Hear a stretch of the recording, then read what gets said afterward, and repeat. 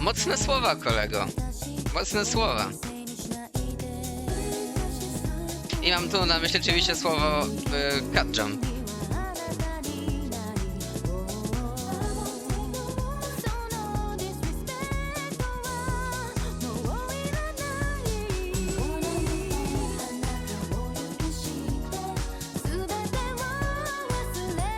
Ale to jak cut jump, to pozwolimy tylko Lizie dośpiewać do końca i ruszamy z grą wideo. O, zwłaszcza, że muszę zresetować Steama, znaczy moje oryginalne Nintendo Wii muszę zresetować, to chciałem powiedzieć.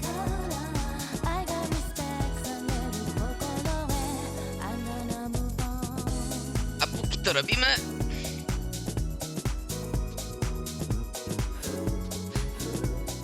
To ja wiem, na co będzie Smiglew głosował, ale mimo wszystko już teraz pytam... Do kogo dołączymy w godzinie 16?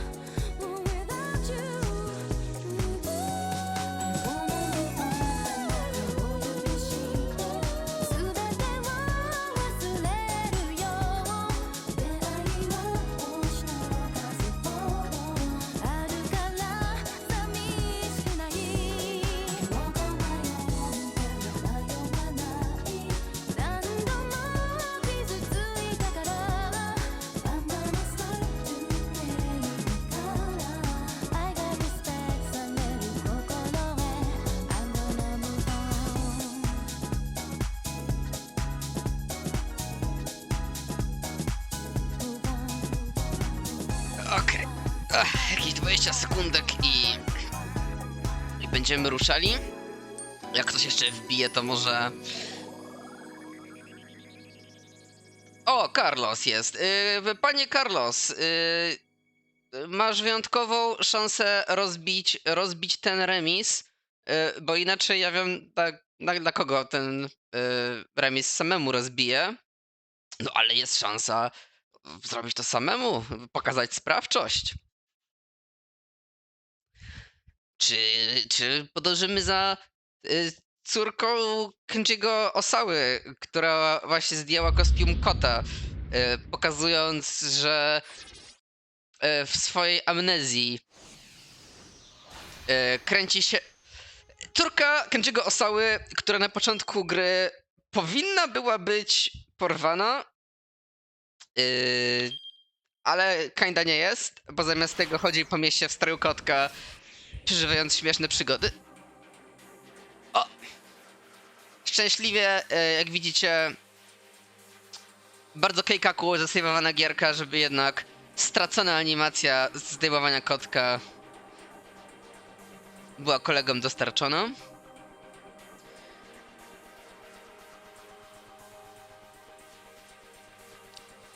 Dobra, mogę tutaj pola schować. No szkoda, że sonda zasłania. A! Spokojnie, spokojnie, Smingu. Mamy technologię wyjścia do menu. Mam taki przycisk na moim oryginalnym Wiimocie.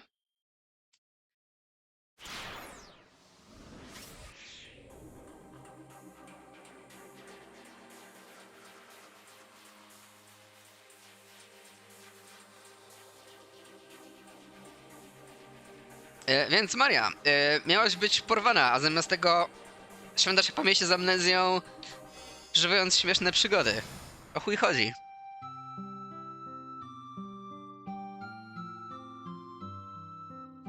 The sales clerk continues to stare at me. You know, you look really familiar, he says. Tu przypomnienie dla Carlosa, jesteśmy w sklepie Wszystko ze 100 jenów. Huh? Really? I perk up at that. Maybe I can find out something about who I am. Yeah, znaczy, dalej. To nie pierwszy raz, kiedy jesteśmy w sklepie ze 100 jenów. Tak, ten co się mógł spalić. Dokładnie tym. Bo przyszliśmy tutaj z hajsem zarobionym na sprzedaży Burning Hammera, żeby kupić magiczny medalion, do którego jesteśmy naturalnie przyciągani. I zdążył się jakby ten kostium tyle rozpierdolić, że daliśmy radę go zdjąć. Also, przez chwilę byliśmy mordercą jako kotek. Długa historia. Yeah, you totally look like some pop singer or TV personality. I just can't remember who. Oh, that's what you meant. My shoulders slump in disappointment. Look, if you're trying to flatter me, how about a discount on the necklace? Sure, okay. I mean, it's just something I picked up off the side of the... The sales cleric stammers for a moment. Okay, how about I take off 10,000? 30,000 and it's yours. You mean it? That perks me up right back up. Guess I'm easy to please. Easy to please. Get your mind out of the gutter. That's not what she means, and you know it. Sure, you look like you might need to buy some new clothes too. He points to my sweater. Oh, it's ripped. There's a tiny tear in the left shoulder. So, what do you want to do about the cat? The 6 clerk adds. Want me to dispose of it for you? He gestures at my costume with his jaw. Oh, right. What should I do?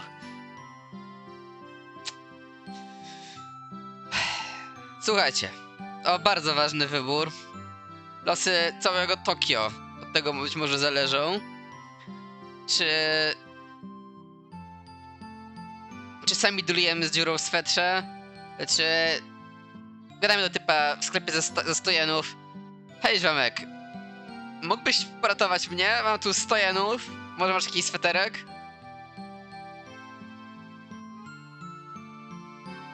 Okej, tutaj Gamer 9 wierzy w siłę przyjaźni. Nie wierzy w siłę przyjaźni, przepraszam. I feel a little guilty about having him go out of his way for me more than he has already. Maybe I should deal with it myself. He looks a bit disappointed when I tell him that.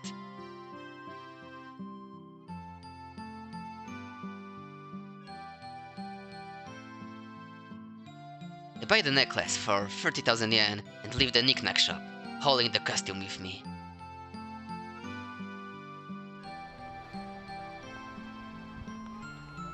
But as I walk along, I start regretting my decision. I can't find a good place to throw the cat outfit away. Finally, I spot a convenience store that looks like it'll do just fine. One of the employees is out front, cleaning out the trash can. Several large garbage bags line the side of the road. Perfect. Maybe I can have him toss out the costume along with everything else.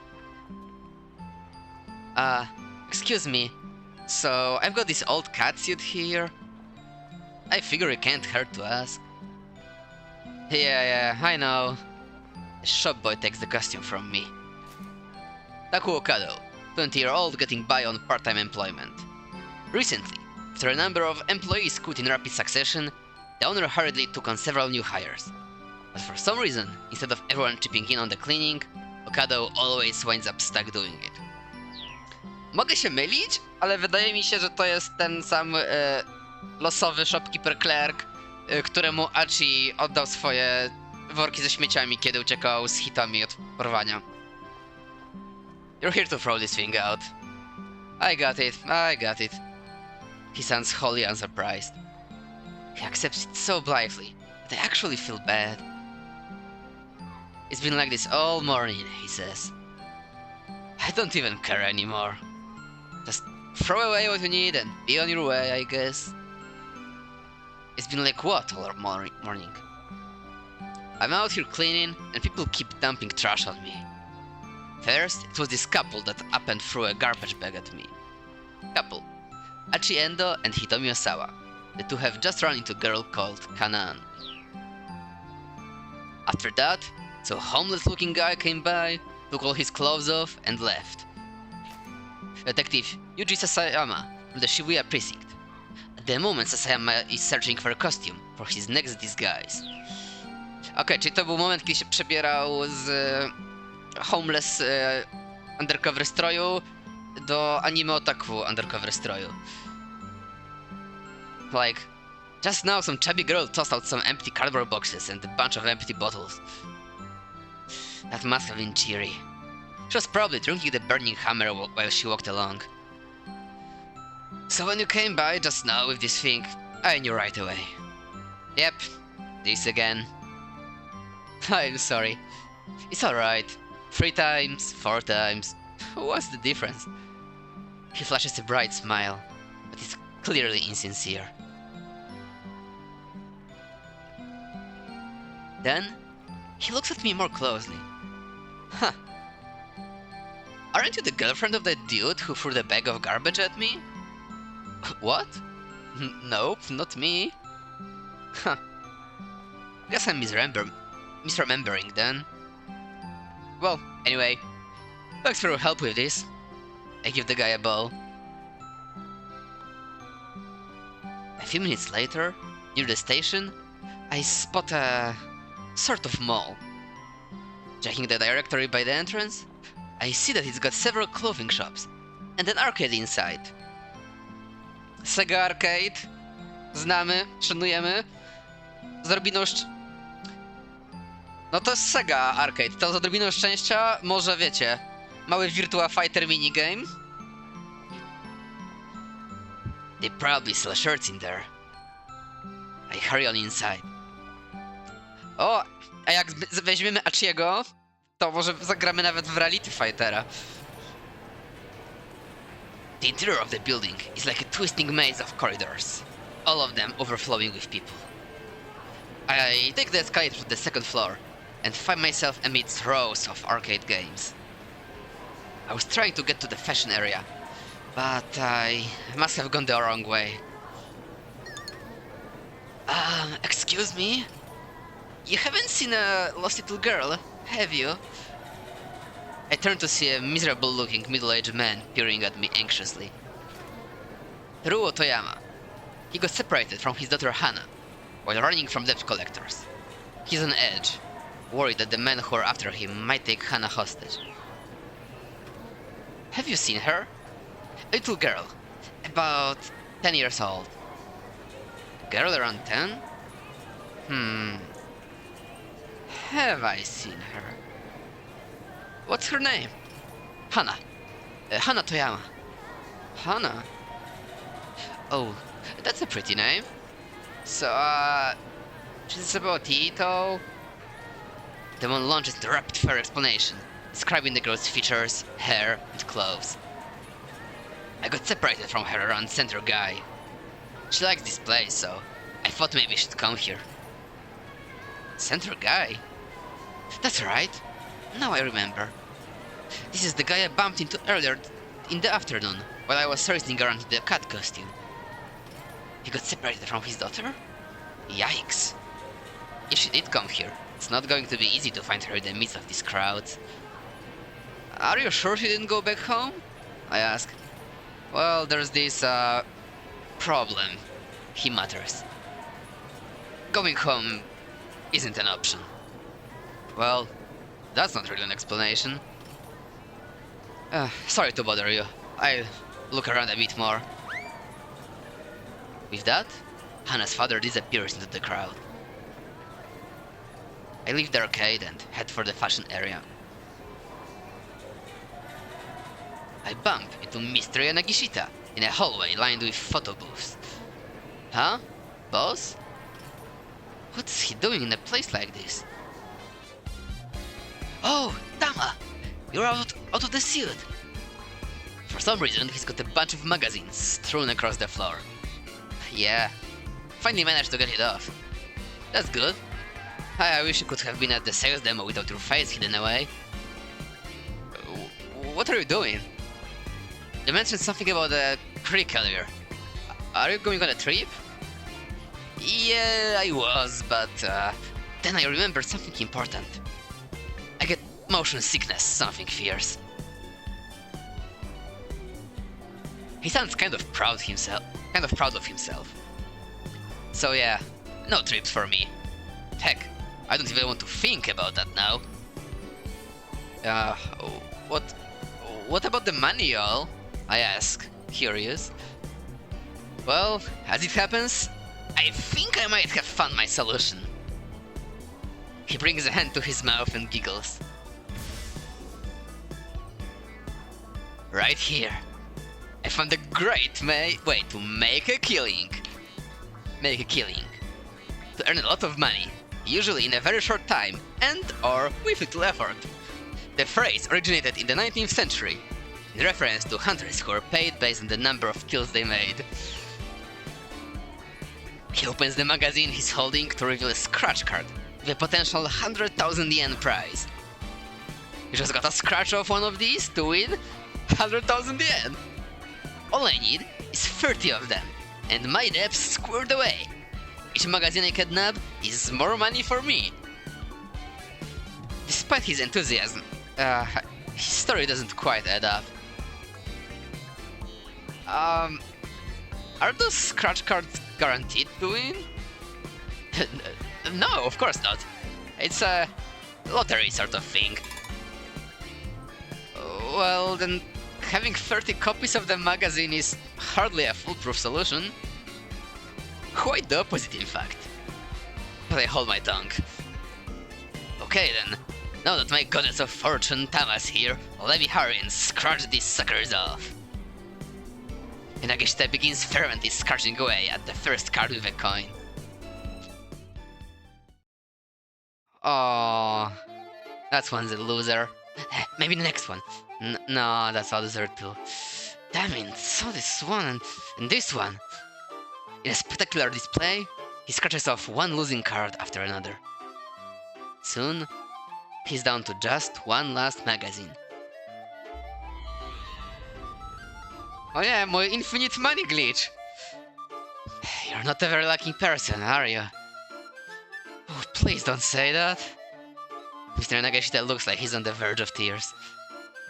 I stare at one of the losing scratch cards. You know, if you could just see the symbols through the card, you'd win for sure, I say jokingly. I hold the card up to the light. When I do, I really can see the symbols through the card. Boss, I think I might have just... Shh! He interrupts me before I can share my shocking discovery. I look at him in surprise. Mr. Nagishita has gone all pale. Quiet, Tama! Those guys are here! He shoves me into a photo booth. Those guys? The debt collectors! He hisses. They just do not give up! He clutches the sides of his head. Peeking out of the booth, I spot a pair of men who look pretty rough around the edges. Is it those two? Shh! Not so loud! The men are looking around. They're getting closer and closer. What do I do? What do I do? Mr. Yanagishita starts getting panicky. Tama, what do I do? I have no idea. Oh, this is not good. This is not good. Mr. Yanagishita whimpers. Okej. Już nasz hajs zdobyliśmy. Możemy peace out z Yakuza Encountera. Ale zrobić najpierw Yanagishita. Czy możemy go użyć teraz? 90% osób zatrzymuje się tuż przed, wiecie, striking it big. Yanagishita, masz jeden magazyn. O, widać, że Tewery pierwszokwietniowy nastrój, bo tak. Wow. Wow, nie macie serca, chłopaki.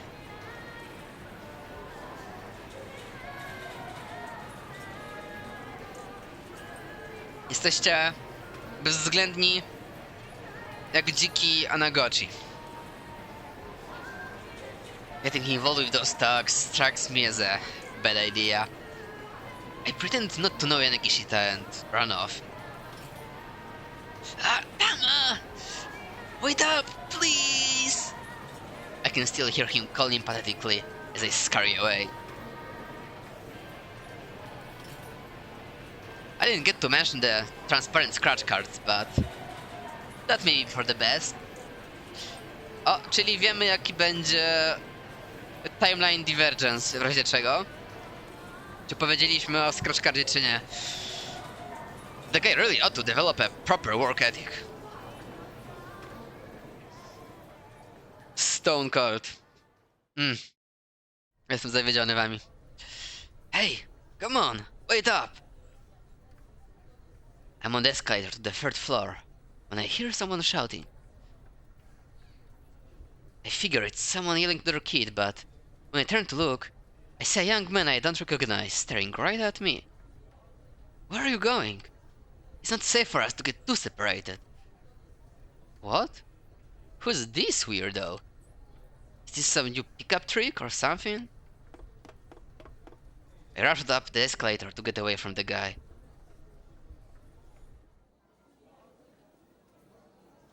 When I get to the restaurant section of the 4th floor, I'm hit with a sudden pang of hunger. Come to think of it, I haven't eaten a thing all day. I'm so hungry, I mutter to myself as I walk around. O, holy shit, widzicie tego wielkiego pluszowego Sonika w tle? Aż schowam czat, żeby było go lepiej widać. God damn. What should I eat? I spot Chiri coming out of a Chinese restaurant.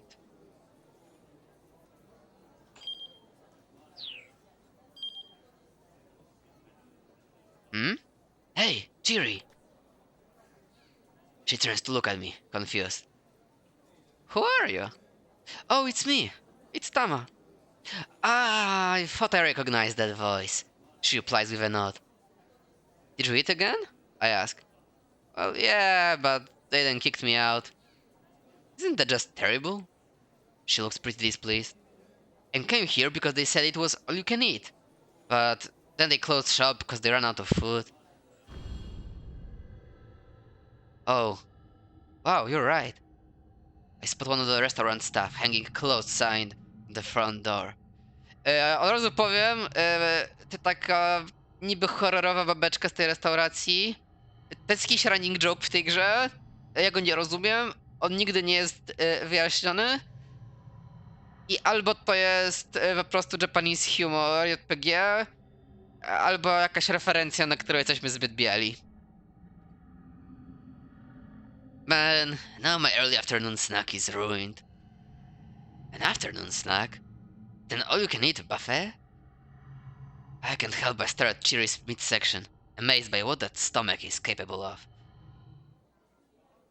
By the way, have you seen the boss? She asks. I thought he'd finally accepted that he needs to buckle down and work, but he's got some new crazy scheme. Guess the guy's just never gonna learn. I figure nothing's good gonna come from associating with him. I'd be careful if I were you too. Huh. Then we've heard around. Chewie says goodbye and heads off among the restaurants. Hitomi? Who said that? Were they talking to me? I turned to see a businessman of some sort staring in my direction. Like everyone I've run into today, I don't recognize him. For some reason though, I feel relaxed in his presence. Is that you, Hitomi? Hitomi? Could that be my name? Or are you Maria? No, As if fumbled for words, the man peered at me with obvious concern. What are you doing in a place like this? We need to get you back home. Your parents are worried sick. My parents? Did someone file a missing person report while I've been wandering around with amnesia? The man leads the way, and I follow.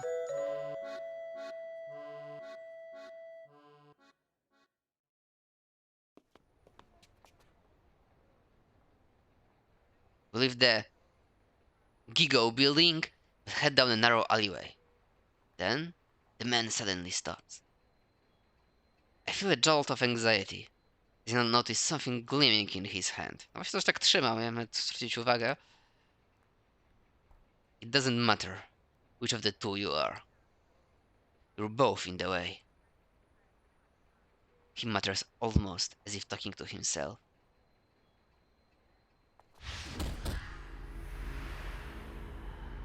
Right after that, everything goes dark.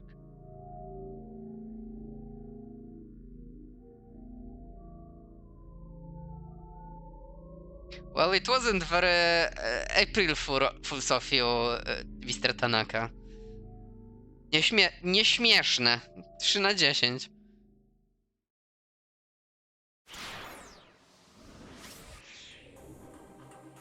Czy trzeba pomóc Yanagishicie?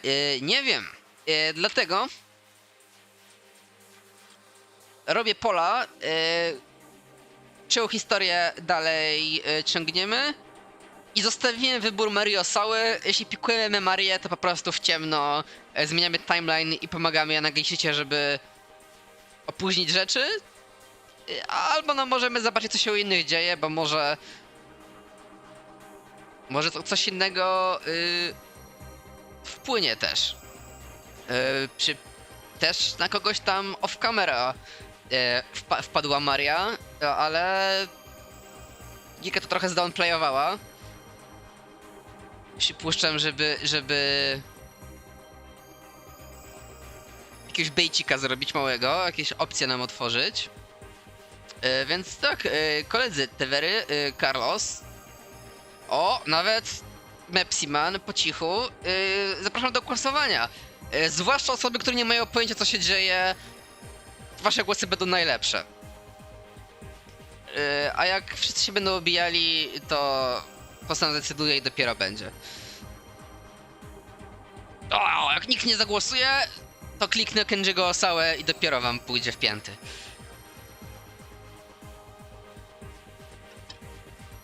No zajebiście, Mepsi. To będziesz miał chujowy głos, nawet nie będziesz cierpiał. Do wyboru jest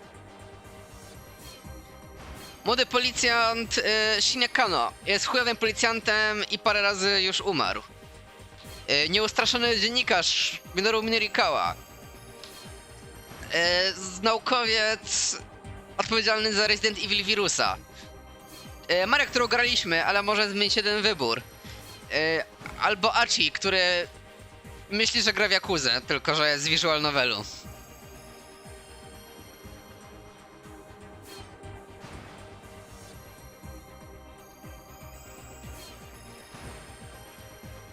I zajebiście. Achi, fan favorite.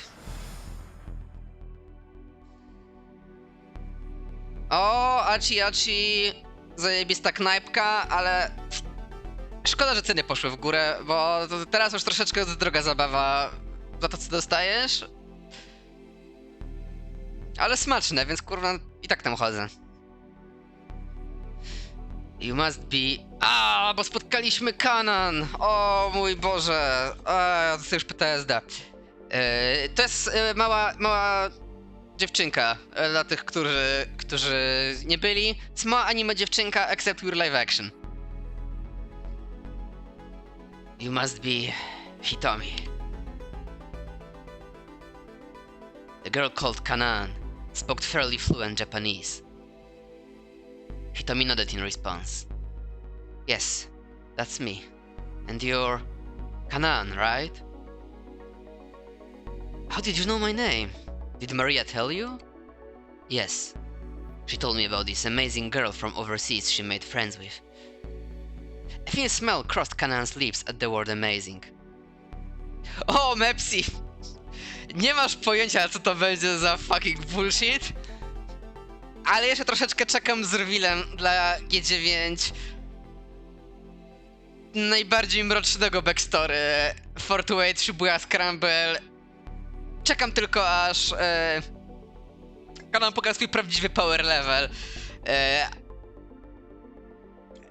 Uwierzcie mi, zgodnie z pewną tradycją japońskich gierek, it goes off the fucking rails. Then her look grew sad.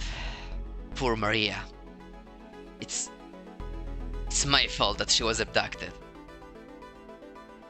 What? Achi and Hitomi gasped in unison.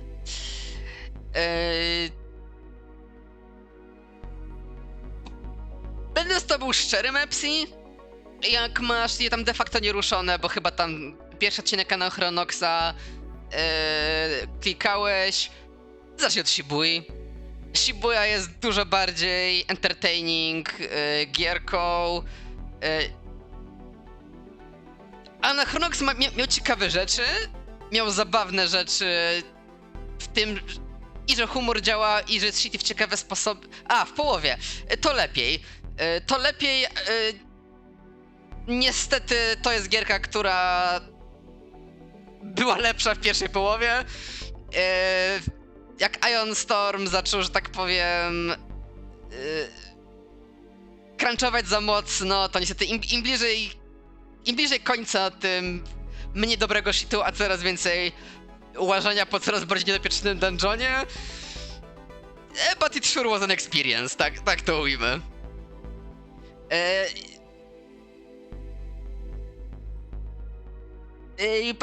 Powiedz od razu, Mepsi, tak teraz z ciekawości też, jaki jest twój drugi ulubiony party member? I pytam o drugiego, bo wszyscy wiemy, że pierwszym ulubionym będzie Demokratus. Achi and Hitomi gasped in unison. That's why I have to rescue her. Kanan added. Hold on a second, Hitomi said. What do you mean it's your fault? Kanan replied by jerking her chin in the direction of the main road. Better head that way, she said softly. Someone's coming. But Hitomi didn't back down. Please, tell me, when was my sister kidnapped? Several sets of footsteps echoed down the alley. O Boże, to cały zagraniczny przestępczy syndykat, a przynajmniej cały, który żyje. They could see figures approaching now. By the looks of them, accomplices of the man Kanan had taken down earlier. You two get out of here, she warned. I'll handle this. She stepped out in front of Achi and Hitomi, moving with such confidence that they didn't doubt she could handle the threat. Come to the Gigo building at 3 o'clock, she added quietly. O! Tatuaż? Big Brain, co to jest zapowiedź, tak jak Alcar One też miał tatuaż. To jest Japonia, wiadomo, normalni ludzie nie mają tatuaży, więc jest znaczące. She added quietly, never taking her eyes off the advancing syndicate members. Huh? Hitomi squeaked. I'll explain everything then. The criminals broke into a run. Come on, Hitomi, let's go, Achi hissed. He took her by the hand and bolted from the alleyway.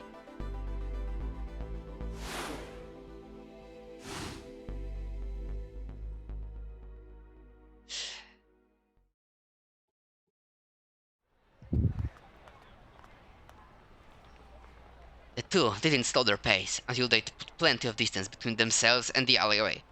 Słuchajcie, kto wygra? O, w sumie to będzie Paul.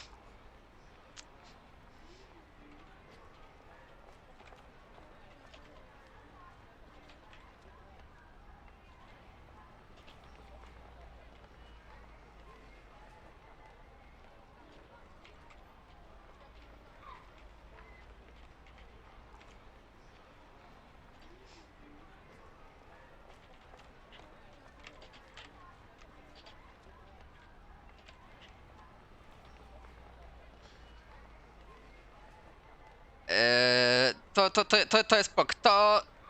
Kto waszym zdaniem mógłby wygrać tą walkę? 4 bliskotwórnych terrorystów? Czy jedna 12-letnia dziewczynka?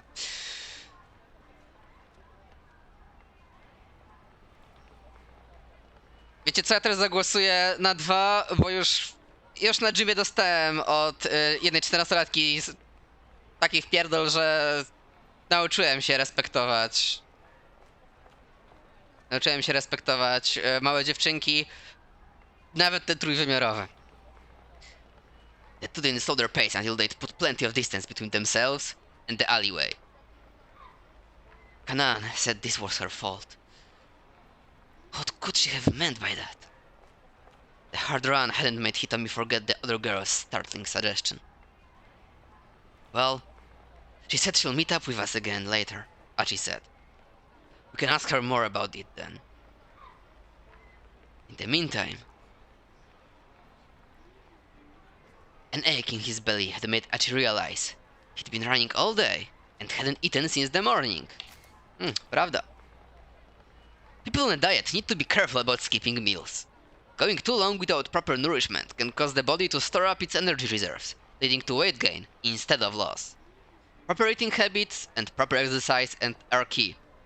Prawda! Bang! Trzeba się dobrze żywić i pamiętajcie najlepiej tak ze 2 godzinki przed treningiem, żeby w brzuszku się nie zakręciło i był czas na sranko.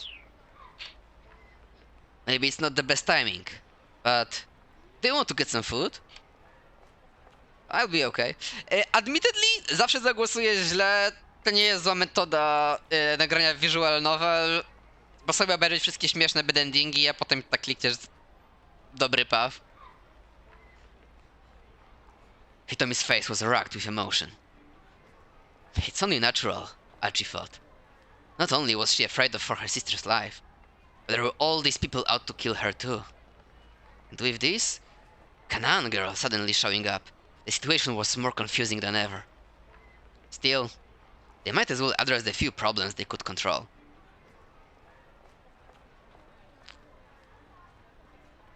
There was a fast food joint nearby.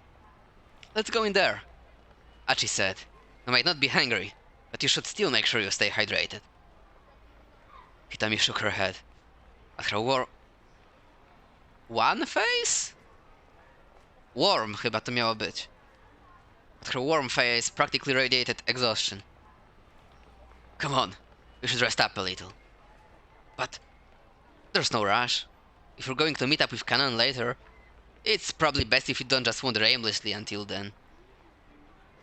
Never know who we might run into. I guess you're right. The two went into the fast food restaurant together. Sweden! Welcome, said the girl at the register with a bright smile. May I take your order? I'll have the spaghetti with meat sauce. How about you, Hitomi? A w ogóle zdradzę wam małą ciekawostkę, bo ja ją to jakimś cudem przegapiłem, ale wy to też przegapiliście. A jest to coś, co się powinno rzucać w oczy ASAP i za coś co zauważyłem na moim pierwszym playthrough. Sądzę, że nie będzie zupełnie kłopotem, ale może IQ debuff wszedł streamerowi. W tej grze jest kolektaton mechanik, jak w Banjo-Kazooie. I jak szli na niektórych zdjęciach są poukrywane butelki Minklina, takie jak na koszulce Achiego. I wtedy actually jak się kliknie tab na moim oryginalnym Wiimocie, tak jak do hiperlinków, to można go zaznaczyć i się zbiera te buteleczki i potem można odblokować taką special ending winietkę. Ale jesteśmy już na godzinie 16 i ani razu nie zobaczyłem tego Minklina, więc jestem trochę... na bank musiałem przegapić. Ale mówię, żebyście mogli zacząć zwracać też uwagę, gdybym faktycznie przegapiał. Prawdopodobnie jak przejdziemy gierkę, to zrobimy jeszcze taki jeden, wiecie, DVD bonus content, stream, gdzie wszystkie takie winietki, special endingi i tak dalej sobie będziemy odpalać. Nie będziemy robili, powiedzmy, każdego bad endingu, bo jak widać, niektóre są komedii sekwencje, niektóre są po prostu bad ending wypierdalaj, ale takie, wiecie, epilogi wszystkie mają swoje unlock conditions różne i po prostu z walkthrough je zespeedrunujemy sobie. Z jednej strony, kurczę, współczuję wiszeń, współczuję i migrenki, i przegapienie treningu to zawsze trochę lipka, ale z drugiej dzięki temu masz 2 godzinki Fortnite Shibuya Scramble, więc nie tak tragicznie. A skoro mówimy o jedzonku przed treningiem, spaghetti with sauce made from tomatoes and ground meat, also known as spaghetti bolognese, if you want to sound more Italian. Like Napolitan spaghetti flavored with ketchup. Napolitan spaghetti flavored with ketchup? Okay. It is a perennial favorite of Japanese children. Sure as fuck not of Italian children. Frozen packages at the supermarket for around 200 yen a pop make for a simple and decently tasty microwavable meal that's also easy on the wallet. Wybaczcie, ale muszę zapisać screenshota i wysłać znajomemu Włochowi, bo this sure was a take. I właśnie te kraje były razem w osi. How about you, Hitomi? Wanna dub some ketchup noodles? I'll just have a nice tea. Hey now, you should probably eat at least a little something. Okay, then I'll have a strawberry parfait. Dessert of strawberries topped with ice cream and whipped cream. Hitomi has been so worried about her sister that she hasn't eaten anything since last night, but being with Archie has calmed her nerves a little, and her appetite has returned. Perhaps her reflexive order of a strawberry parfait is a sign that she is not only hungry, but also still a little girl with a sweet tooth at heart. She sounded a little embarrassed to be ordering a dessert. So yeah, said Archie. 1 spaghetti and meat sauce and a strawberry parfait, please. Coming right up. The cashier promptly assembled their meal and set it out on a tray. You've got a special Ale ich musieli chyba wyrzucić z baru Sweden, że nie mają zdjęć. Na wszystko miało zdjęcia, ale nie z kurwa zamówienia spaghetti w centrum handlowym. You've got a special contest going on right now, she said. Please check it out if you're interested. The girl handed Archie a flyer. It read, Iron Stomach Eating Contest. Eat 1,000 scoops of ice cream and win 10 million yen. Iron Stomach. A competitive eating event held by this establishment. Backed by Sun TV, the competition has been shared with the entire country over the internet. Many contestants have entered for a shot at the 10 million yen prize, but so far, no one has been able to complete the eating challenge. Due to the large number of competitors who suffer from gastrointestinal distress as a result of their efforts, roughly 30 portable toilets have been set up outside the restaurant. What the heck? Archie stared at the flyer as he took a seat at an open table. 1,000 scoops? That's impossible. Anyway, let's hurry up and eat. As Archie stuffed his face with spaghetti, he thought back to their encounter with Kanan. The girl had helped them out, sure, but could they really trust her completely? It might be dangerous to meet up with her again. Still, Hitomi needed to know more about what had happened to Maria, and Kanan obviously knew something about that. It looked like they need to take that risk. My sister really is amazing. Huh?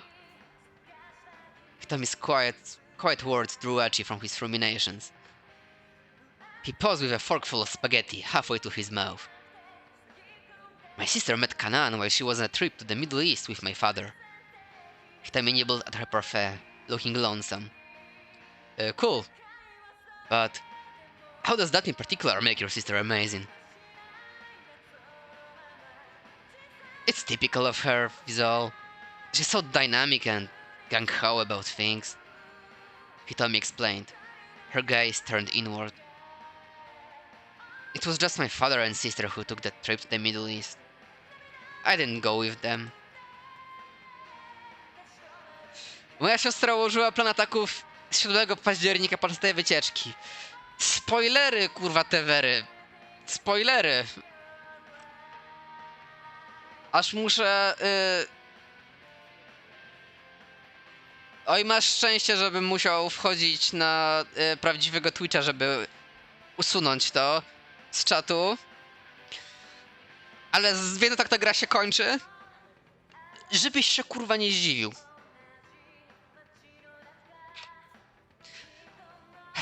I guess my mental image of that part of the world is mostly that it's really dangerous. To me, going there seemed like a huge risk. But Maria didn't see it that way. Your sister sounds like a bit of a loose cannon. But if you can't bring yourself to take risks, to do things, Hitomi continued, you can meet new people and have new experiences. That's the part I always get hung up on. The risk. I'd never be able to make a friend like Kanaan.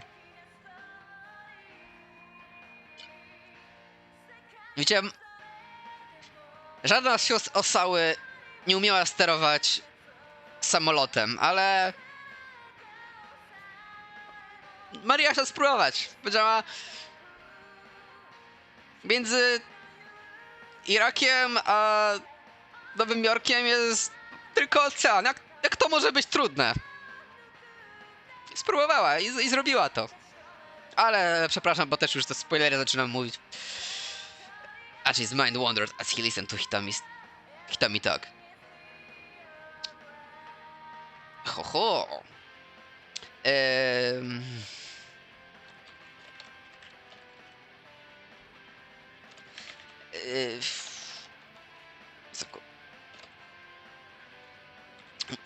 Wchodzimy teraz do głowy Achiego, który, przypomnę wam, zwłaszcza osobom, które rzadko wpadają, że Achi jest dobrym chłopakiem i sprząta Shibuję i byłoby fajnie, gdyby zaliczył, więc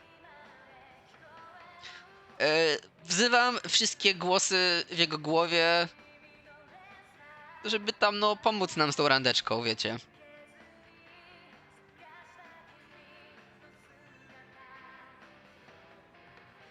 Nawet w tle Ayaka Miki gra, więc nastrój zrobiony.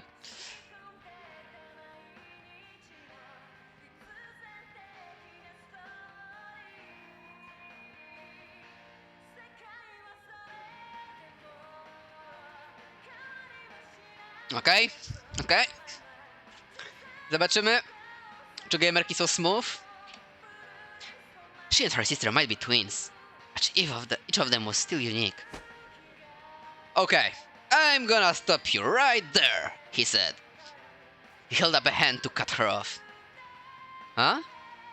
Hitomi's eyes went wide. Why are you comparing yourself to your sister? I mean, I don't know what it's like to be a twin, but can't you just be yourself? Professor Palmer said the same thing. But he didn't recognize the name. Oh, sorry. Leland Palmer. He's my university English professor. He's given me advice on a whole bunch of things. That sounded rather intimate. All sorts of worrying images shot through Achi's mind. How old is this teacher of yours? Huh? Around 40 or so, I guess? Great. Achi thought to himself. Another middle-aged guy.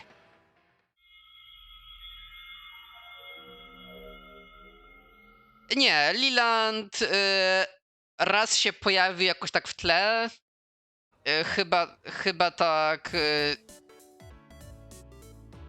chyba tak jak któryś gliniarz przed pół ulicy, coś takiego.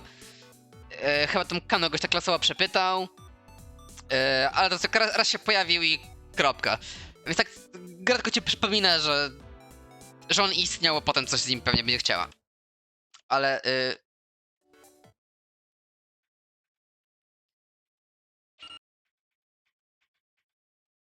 muszę się do wyboru cofać, więc niestety. Kolejny Shadow Person Dating. Może go tak przeczytam. His mind filled with another sequence of slightly more upsetting images. Oh hey! Ain't that Hitomi Osawa? Oh wow! You're right! It totally is! A college-aged couple sitting behind them were talking in hushed, excited tones. Man, she really is a cutie, the young man observed. He made no attempt to hide the fact he was looking Hitomi over. Hey, hold on, Masa, said the girl. What gives? Masa, a first-year student at Midoriyama Academy, who works part-time as a delivery driver for Dogen Hut, a noodle shop on Dogenzaka. He's taken the day off work today in order to attempt a dry run of the Iron Stomach eating competition, hoping to strike it rich while his girlfriend looks on. But now that he's eaten two parfaits, his stomach isn't feeling well and he's just gotten back from his 5th trip to the toilet. Well, I mean, she is Miss Midoriyama, right? Miss Midoriyama?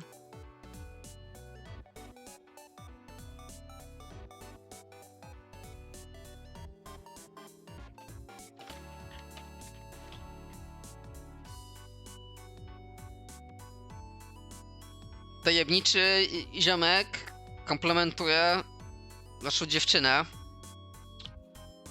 Czy chcemy się dowiedzieć backstory tego, że Hitomi jest actually hot? Czy podsłuchujemy ploteczki? Czy jednak oczy na nagrodzie, stalowe nerwy?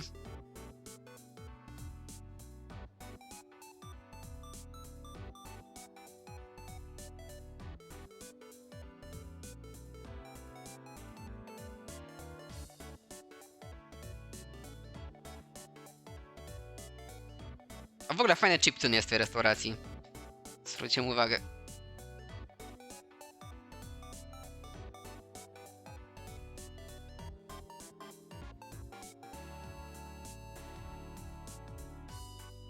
Dobra, to w ramach remisu idę z jedynką, bo po pierwsze wiem, że TVR tak głosował na jedynkę. A po drugie ja sam też bym chyba głosował na jedynkę, więc 3-1.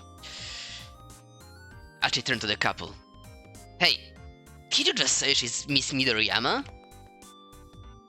The couple stared at him in surprise, but Achi was undeterred. What you were saying just now, is that true? The man's face twisted up in embarrassment. Yeah, I mean... The girl you're with, she won a beauty contest at Midoriyama Academy, you know? I just got a little excited, is all. Achi turned back to Hitomi. Is that so? He asked, peering intently at her face. Well, yes? She smiled awkwardly. He turned to the young man again. I knew she was pretty darn cute, he said. Guess I'm not the only one. Nodding in understanding, he sat back down. Miss Midoriyama. Well, I'll be... The two students, unnerved by Achi's questions, quickly got up and scurried away. It was Professor Palmer who convinced me to enter that beauty contest, actually, Hitomi said. The Miss Midoriyama contest at Midoriyama Academy is considered one of the top student beauty pageants in Japan. Pin-up shots of both Hitomi and Maria have already graced the pages of several magazines. Talent agencies have also made attempts to scout them, but both girls just declined, claiming that they entered the contest just for the memories, and that they have no interest in show business. Huh. Achi's smile twisted up a little. He said if I really wanted to change myself, I should try entering. Achi maintained his outward composure, but inside his heart was racing. Rozpierdaj mi to zdjęcie. Perfekcyjnie użyty obiektyw. Tanaka and Palmer. Which of them held Hitomi's true affections? Or was she possibly leading on two middle-aged men at the same time? The more he thought about it, the worse his delusions became. What actually happened, though, is my sister and I both won the prize. Hitomi's words snapped him out of his funk. He sounded disappointed. Guy Ritchie kind of ujęcie, yep. Huh? They gave out a double prize? Turns out my sister had entered the competition too. She smiled a self-deprecating smile. Guess twins really do think alike, huh? Ah, double schmabble. You still won a prize, right? That's pretty impressive. Nah, they just picked me as an afterthought to my sister because twins sharing the prize made for a good headline. She looked away, sadly. Did they say they picked you as an afterthought? They didn't have to. It was obvious that my sister really won. You can't know that. Maybe she was the afterthought. Come on, you need to believe in yourself. Hitomi just hung her head. But I'm such a terrible person. Suddenly, her eyes welled up with tears. I hate myself so much. I can never forgive myself for what I did. Hey, whoa! Achi watched her with trepidation. She looked like she might start bawling at any moment. What's the matter? The night my sister was kidnapped, I was supposed to go to a college party with her. But then, all of a sudden, she told me not to go. I kept asking her why not, but she just kept insisting I couldn't. Hitomi's face was bleak with regret. We both got mad and I wound up blowing up at her.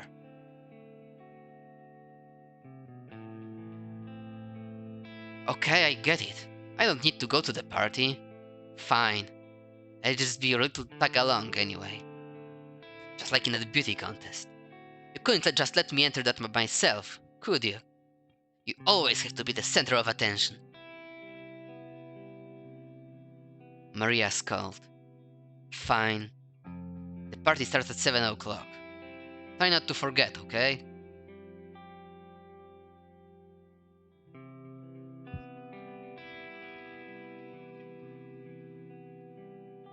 I was kicking myself as soon as I told her off. My sister isn't the sort of person to tell me what to do or not do. She must have had a reason for not wanting me to go. I was planning on apologizing to her after the party, but then she was abducted, right? Archie polished off the last of his spaghetti. He set down his fork, then wiped his mouth. O! Jednak nastąpiło użycie serwetki. Hitomi, I get why you're trying so hard to I get why you're trying so hard to save your sister, he said. Maybe I'm not as tough as that Kanan girl, but I'll stick with you to the end if you let me. He tried his best to convey an optimism he didn't really feel. And once we found her and she's safe and sound, you can tell her your story about what you said. At long last, Hitomi cracked a smile.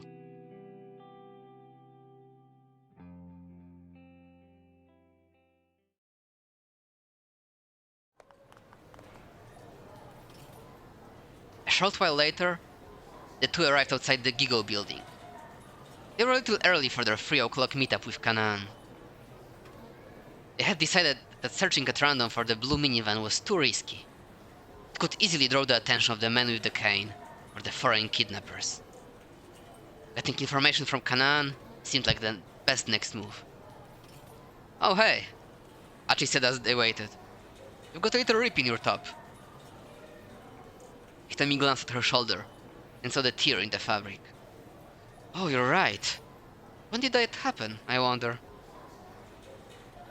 Must have snug it on something while you were running, I guess. We've got some time before Kanan gets here. Do you want to buy some new clothes? Huh? Are you sure that's a good idea? We'll stick out if you just stand around here waiting. May as well head inside until it's time. Since many celebrities... O, obie mają poszarpany lewy rękaw, to przypuszczam... będzie coś grane tutaj. Since many celebrities did their shopping at Giggle, there were back entrances for time when the place was crowded. Everyone who frequented the old shopping district knew about them, including Achi and Hitomi. In a pinch, one of those back entrances could be an escape route. With this in mind, the two headed inside. UFO a la Cartel... Nie, UFO a la Carte 2. To wygląda jak potężna wideogra. Shibuya Gigo was an entertainment complex featuring a video crate and a fashion shops. At the time of this story, Gigo includes not only a fashion mall, but various amusements on its different levels. The second floor features all ages fun with rides, games and sticker machines, while the third floor sports the latest arcade games for the core gamer. There's also a food court that offers things such as crepe and loaded takoyaki octopus dough balls. The ground floor and two basement levels of the building were designed as an amusement area outfitted with skee-ball, cloak race, fighting games, and the like. The second floor held a mix of photo booths and ladies' wear shops. On the first floor were specialty fashion boutiques, and on the fourth were restaurants. Achi and Hitomi took the escalator to the second floor. Hitomi started heading for the shops, but Achi stopped her. Hey, wait up. What's the matter? A dude hanging around a woman's clothing store is gonna stand out. I'll wait for you here. There seemed to be nobody but female customers around. If the man with the cane or the kidnappers appeared, Achi figured he would spot them right away. It would be safe for Hitomi to shop on her own for a short while. Alright, Hitomi said. I'll try to make this quick. She began to head out onto the sales floor. Phew! A seedy-looking man poked out from beneath the door of a photo booth, right at Hitomi's feet. That was a close one, wasn't it, Dama? He said to her. I thought I was dead meat for sure. Pamiętacie, jak Tevery myślał, że już nie spotkały pana Yanegishity? His tone was oddly cheerful, considering what he was saying. Who's this guy? Achi asked. You know him? No, I don't. The sketchy fellow gave her an ingratiating look. Come on, Tama, don't be like that. Hitomi took an anxious step back. Hey man, knock it off. Achi dragged the guy up to his feet. Okay, don't need to get all testy. Who is this guy, Tama? Your boyfriend? Boyfriend?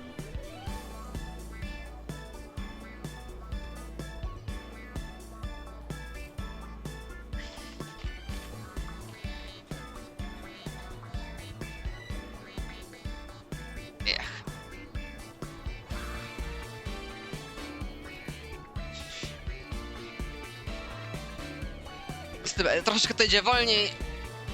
Byłam presetę na odpowiedzi A i B tylko. Teraz są większością pytań w tej grze, ale dzisiaj mamy jakiś taki ABC rozdział. Więc zapraszam do głosowania. Czy może spełnić marzenie Achiego i przynajmniej udawać, że mamy dziewczynę? Czy bycie... Jestem taki zawstydzony jak protagonista anime. Czy play it cool, nie chcemy się narzucać, panience z dobrego domu.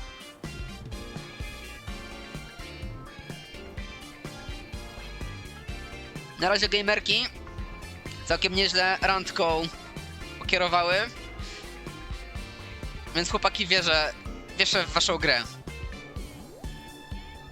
Nie wierzę w wasze umiejętności śledcze, ale wierzę w waszą grę. Okej. Big Yakuza Cojones. Oh, baited is what he was about to say. But Hitomi spoke up first. No, he's not.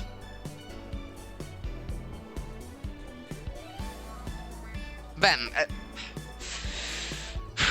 Hitomi uses emotional damage. It is super effective. What? So you're not her boyfriend? The guy flashed a broad grin. Hey, listen you creep. Who the hell are you? Oh, me? The man's face suddenly blanched. Oh crap! Tama, hold on to this for a bit, will ya?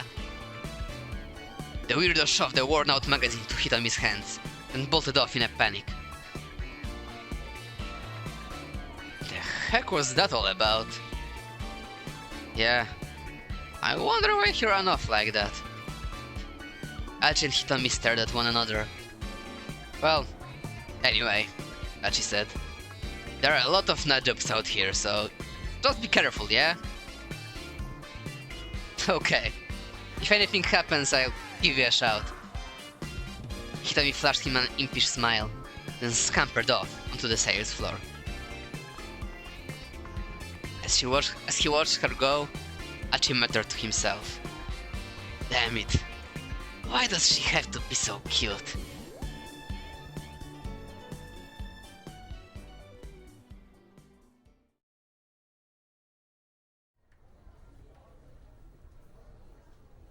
5 minutes or more passed as Achi waited for Hitomi. He stood by the escalator, almost as if he were keeping guard.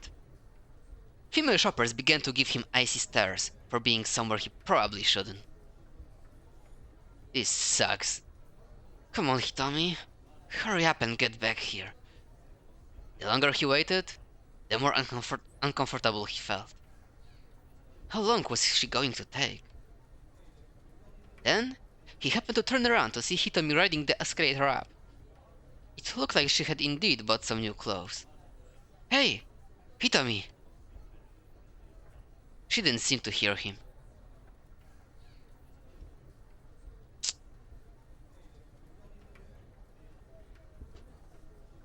Darcie mordy? Czy napaść fizyczna? Co jest prawdziwą ścieżką Jakuzy? Tym bardziej, że to wygląda na decyzję, która też zmieni timeline Marii, bo może nie spotka się z panem Tanaką, albo spóźni się. Więc właśnie tak, co tutaj...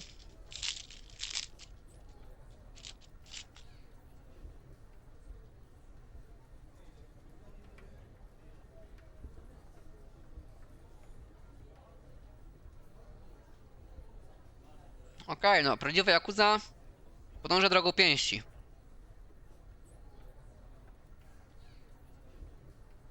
He decided to go after her. Had she forgotten where he was waiting for her? She stayed on the escalator, heading up toward the top floor.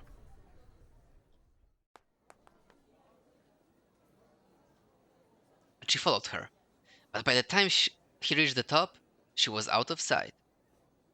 This was the restaurant floor, so it was more open than the other levels. Restaurant floor. A floor designated solely for eateries. Typically, this is the topmost floor of a mall building like Gigo. Those who head up here during morning hours will likely find the place deserted. Gigo's restaurant floor features a variety of different cuisines, including Chinese, Italian, creative Japanese food, sushi, tempura, and other delicacies from around the world. To jest bardzo po nie w czasie, ale mi się razowo przypomniało. Mepsi, jakbyś doganiał resztę na Chronoxa, to część odcinków będzie w złej kolejności poaplaudowana. Bo tam na którymś zapomniałem kliknąć przestawienie z prywatnego na publiczny i jakby oficjalny upload się zrobił w innym dacie, ale w playliście jest wszystko ustawione po kolei jak trzeba, po prostu żeby się nie zdziwił. Idź przez playlistę albo czytaj w opisie, która jest część, bo po prostu jest tam order pojebany uploadów. To tylko mi się tak przypomniało, ale wracamy. He hurriedly began to look around. As he wandered, He bumped into a man talking on his cell phone. Ah, sorry. My bad. Achi held up a hand in apology, but the man was too engrossed in his conversation to notice. No, you're not getting it. The lock was undone, too. The man startled Achi by suddenly shouting into his phone. Need to consider the risk of it getting out. Whatever this guy was talking about, he sure was angry with whoever was on the other end. Look, I figured out what to do about the minivan. You just handle things on your end. Minivan? Achi's interest was piqued, but he needed to find Hitomi before he let anything distract him. As he scoured the fourth floor, he came across a Chinese buffet and noticed the large windows in its outer walls. You could see a lot of Shibuya through those windows. Maybe Hitomi had decided to look for the minivan from up here.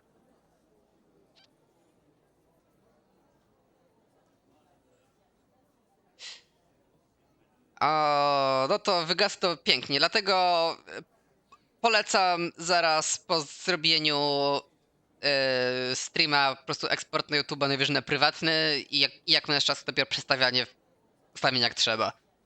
Ale że właśnie wszystko od razu wyszło, bo to jest jedno kliknięcie. Maybe Hitomi had decided to look for the minivan from up here.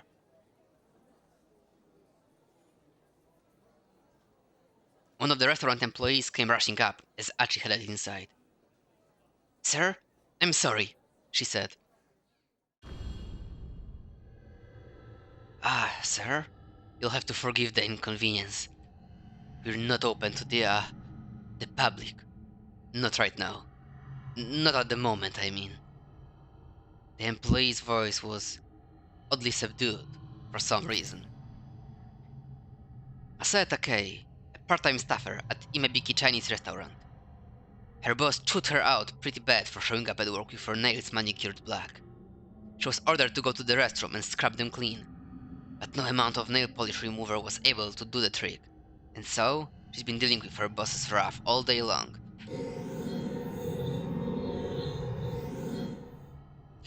Jak mówiłem, absolutnie nie mam pojęcia, o chuj chodzi z żartem z tą chińską restauracją.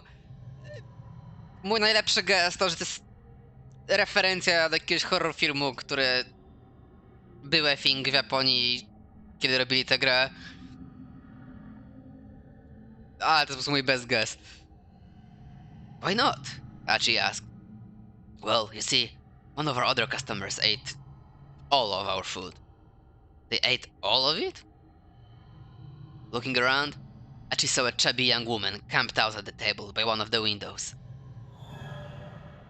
Settled before her was a veritable mountain of plates. What I'm trying to say, sir, is that we're closed for the rest of the day. Oh, but I'm with her, actually. Achi lied. O, Mepsi! Widać, że nadganiasz let's playa i nie znasz prawdziwego power levelu Chiri. Ale to absolutnie I think Chiri would do. Oh, but I'm with her actually, Achi lied. Without waiting for a reply, he barged into the restaurant. He took a quick look around, but there was no sign of Hitomi.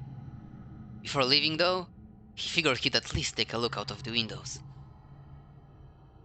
The huge glass panes looked out onto Dogonzaka. He had a decent view of the roads, but he didn't spot a blue minivan. Achi dropped his gaze to the sidewalk outside the building. Oh! He let out a tiny gasp. Even from 4 stories up, there was no mistaking what he saw. A group of black-clad foreign men had gathered outside the building. Had they figured out that he and Hitomi were inside? He needed to find her, and fast. No to nie jest sushi bar, to jest Chińczyk. He raced out of the restaurant, alert for trouble.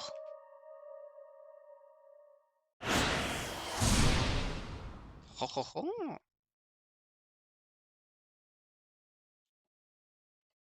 Od razu zobaczymy. Owszem. Powinniśmy dostać sequel, który po prostu o Chiri tylko. Bez skakania po innych osobach. O, i nasze łażenie za Mario zmieniło jej timeline, bo jak widać nie ma ścieżki do bad endu. A czy jest na kipaucie 14:25?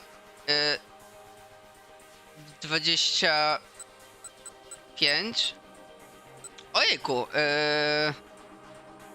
spartoliłem nazwę streama, bo zapomniałem, że to jest 14, nie 16. Myślałem, że jesteśmy dalej w grze.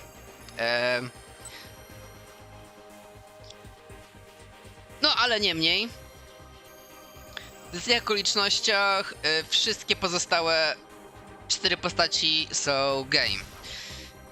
Kano, Minorikawa i Kenji są nieruszeni w tej godzinie. U Marii coś się zmieniło i może nie zostanie porwana. Miejmy nadzieję. Więc czyją przygodę teraz przeżyjemy? To zależy od was.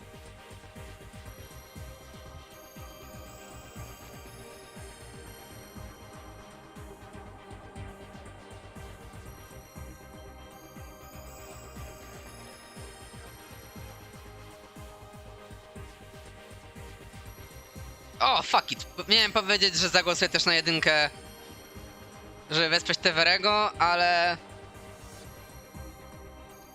nie trzeba było. G9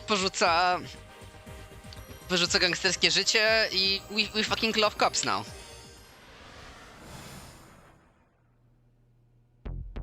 O jest, skończyliśmy na sali 3000 zamordowanych bliskowschodnich terrorystów. Jeśli Mepi tutaj dawno nie byłeś, to gierka posiada tak zwany whiplash emocjonalny często. Mamy taka ściemeczka tutaj dla wiszenia. Szybka ścięga, to tu się działo u pana gliniarza, kiedy ja sobie jadam tartelkę.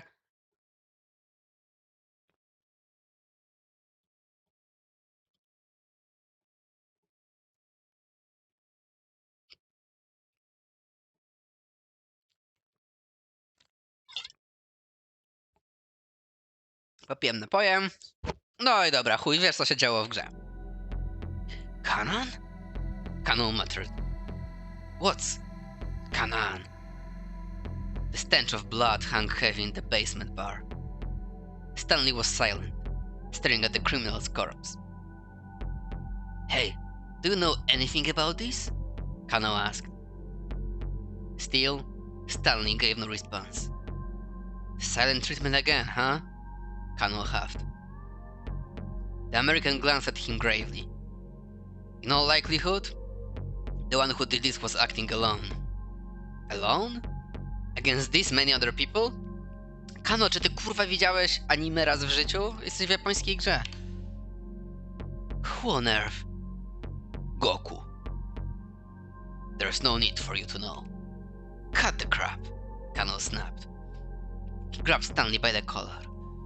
If there's someone involved in this case who's capable of something like this, I need to know about it. How am I supposed to do my job if you keep me in the dark? Stanley remained stone-faced. Look, I'm not afraid of the risks, Kano said. I'd be a lot more effective if you at least fill me in on the basics here. The more you know, the sooner you'll wind up dead. Kano tightened his grip. But it's okay if I wind up dead while I'm still in the dark, huh? Fine, Stanley said. I'll answer your first question. He brushed Kano's arm aside. Kanan is the name of a covert operative from the Middle East! In simple terms, a type of spy that infiltrates hostile territory to carry out various clandestine activities. Chłopaki, myśleliście, hej, skąd się wzięła mała dziewczynka? O chuj chodziło z implikacją, że mała dziewczynka rozpierdoliła 30 arabskich terrorystów w pokoju. Otóż, odpowiedź jest taka. że 48 Shibuya Scramble, który jest policyjnym thrillerem i śmieszną comedy gierką i dziwnym Yakuza sidequestem i tak dalej, jest actually sequelem innej visual novelki. Nie ma tego stylu, wiecie, ani zdjęciowego, ani tego gameplayu ze skakaniem, takiego bardziej generycznego. Visual novela. I to był visual novel z gatunku małe anime dziewczynki ze spluwami napierdalające się na Bliskim Wschodzie, bo jesteśmy post 9/11 IRL. I jeśli ktoś ma odwagę,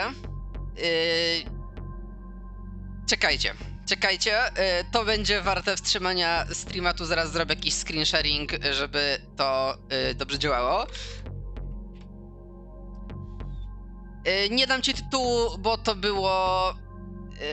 to było, wiesz, jakiś Japanese only, tak tego nie znajdziesz, natomiast znajdę ci coś innego.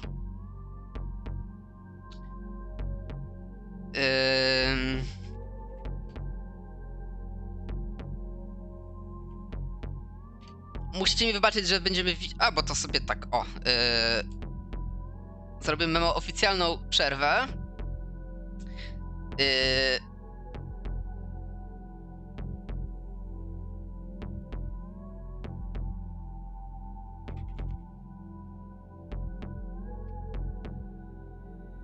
Tylko, moment, bo tu się nazywało to Studio Mode, żebym sobie mógł klikać po ludzku.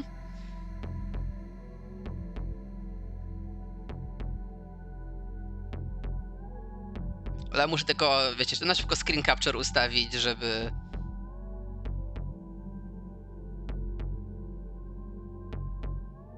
wam małe co nieco pokazać.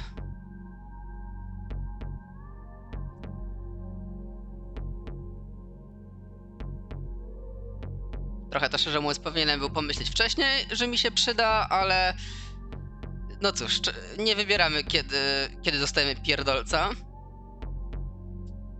Okej, super, teraz tylko jakby jeszcze to zmniejszyć do rozmiaru actual ekranu.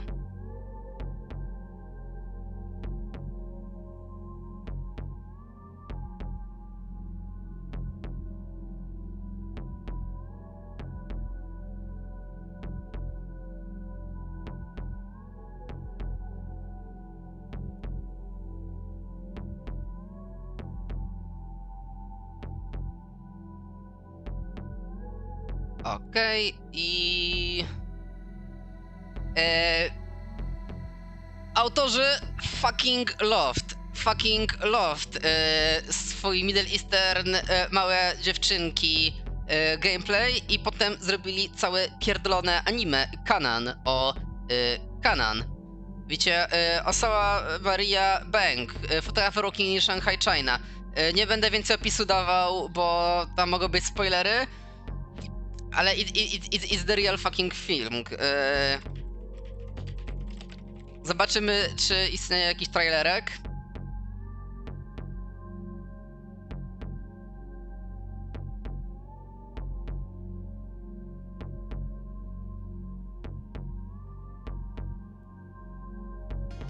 Ika, Kana. 憎しみには憎しみで対抗してはならない。お前は俺たちとは違う。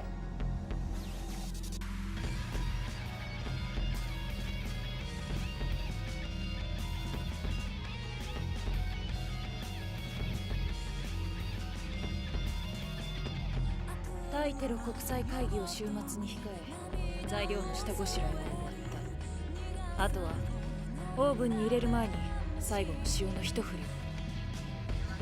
上海で一発でかい特ダネを掴んで。見えます見たいよかな。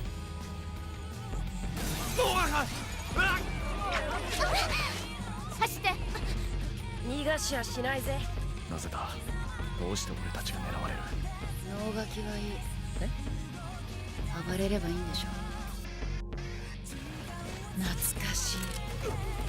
この憎悪に満ちた空間。何が起こってる？奴はアルファルドは世界大戦でも追っ始める気か。私はもう失いたくないんだ。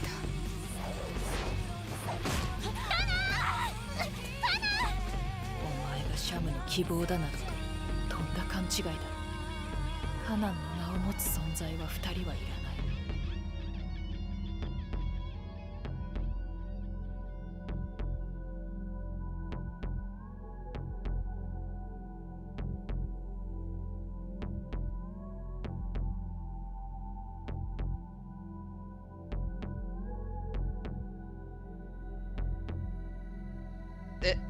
Także Fortnite Shibuya Scramble jest grą wielu, kurwa, flavorów.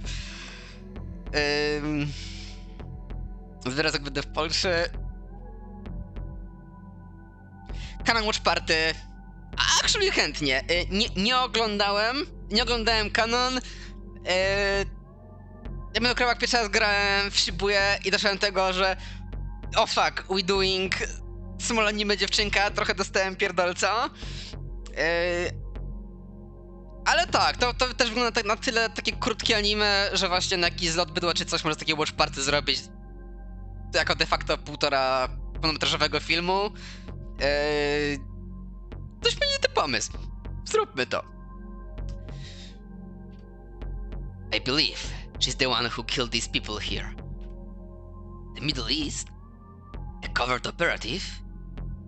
Kano hadn't expected Spycraft to be involved with this.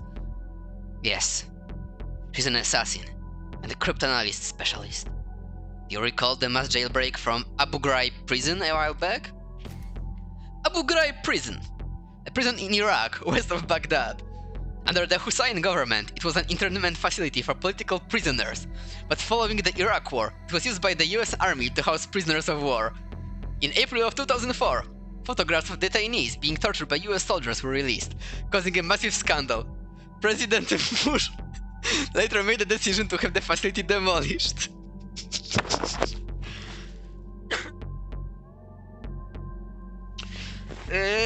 Yep, we're doing Abu Ghraib plotlines. Mówiłem wam, chłopaki, że ta gra idzie w miejsca. A dosłownie wypuszczanie Resident Evil wirusa to była pierwsza godzina gry. Teraz jesteśmy w której? 15? O, jakby... Ja myślę, że Shinya Kano znalazłby cele dla Leszka Millera. Tylko tyle powiem. Kanan was the one who provided the intel the escapees used to get out. Kano was at a loss for words. The case was suddenly starting to seem a whole lot more sinister. Whoever this Kanan was. Oczywiście, Smiglev, to jest sequel. Ale polecam nie czytać za dużo, bo mogą i pewnie będą spoilery na temat, wiesz, głównego tutaj tego terrorystycznego plotu i kto jest tam mastermindem i tak dalej. To są takie rzeczy, gdzie łatwo sobie zaspoilować, bo będą im ważniejsza rzecz, tym bardziej trafi do sequela. Whoever this Kanan was, she'd apparently killed nearly a dozen people with only a knife. She was clearly no one to trifle with. What is this lore? Yep, a zaczynaliśmy od sprzedawania Burning Hammera na ulicy. Just what kind of individual were they dealing with here? You could scarcely imagine. Once again, Kano surveyed the crime scene. Each of the murder criminals has had his throat slit. From the look of the deep, clean cuts, the killer hadn't hesitated in the slightest. Okay, so then what connection does this Kanan have with the mastermind behind this kidnapping? If Kanan had killed all of the foreign syndicate members in this bar, did that mean she and the person behind the kidnapping were enemies? Or perhaps she and the kidnapper were working in concert, and she'd carried out these slayings as a part of some plan to get rid of some loose ends. I believe I said I'd answer one question. Turning away, Stanley picked up the file from atop a nearby table. Apparently, he wasn't in the sharing mood. Realizing that further questions would be pointless, Kano peered sidelong at the file as Stanley opened it. Inside was a detailed map of Shibuya. There were various routes marked with arrows and times. That's the plan for the ransom relay. Kano was so excited he blurted his thoughts out loud. It appeared that the ultimate goal for the ransom was a condominium. The address and the time, 1420, were written in writing. Oh! 1420, blaze it! Kano put in an immediate call to the investigation task force to relay this information. The final destination is Grand Hill 405 in Hiro 534, Shibuya. Alright, Kuze told him. We'll look into who owns the condo in question. You and Stanley, head over there now. I'm sending backup to go with you. You have authorization to apprehend the suspect. Finally hearing the order that he'd so long been waiting for, Kano felt a spark of determination flare inside him. Alright, let's go, he said, some of his excitement slipping into his voice. Stanley, still solemn, closed the file and followed him out of the bar.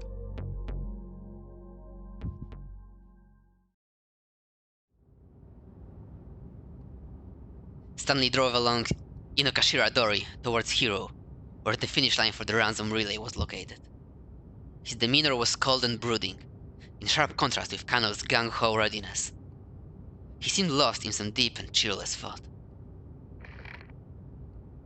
Kuze's voice came in over the wireless as the car came out onto Meiji Dori. You've identified the owner of the condominium. It's... Kano held his breath in anticipation. The name Kuze spoke caught him by surprise entirely. Ale nas skok blokowali.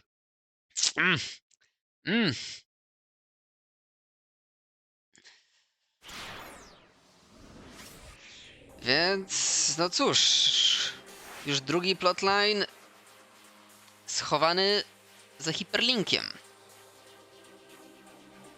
Co pozostawia nam 3 możliwości do dalszego progresu. Minoru Nirikawa, nieruszony. Kenji Sawa, nieruszony.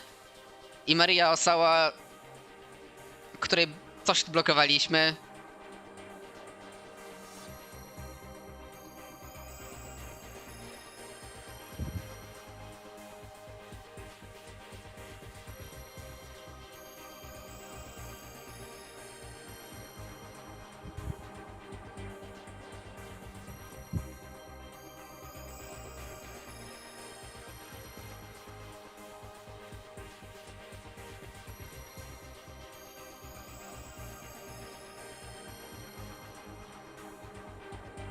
Ale tak odpowiadając, w anime Kanan to jest ta dziewczynka z takimi szarymi jakby włosami. Nie wiem czemu są takie, bo...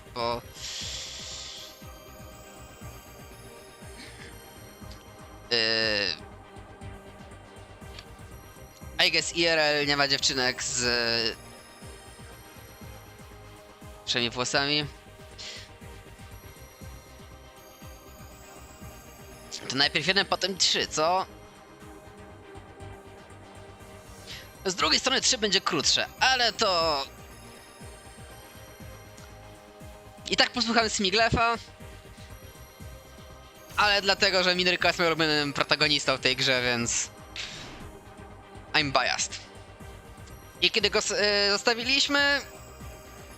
Byliśmy już tak w niedoczasie z naszymi artykułami i pierdolą nam laptop.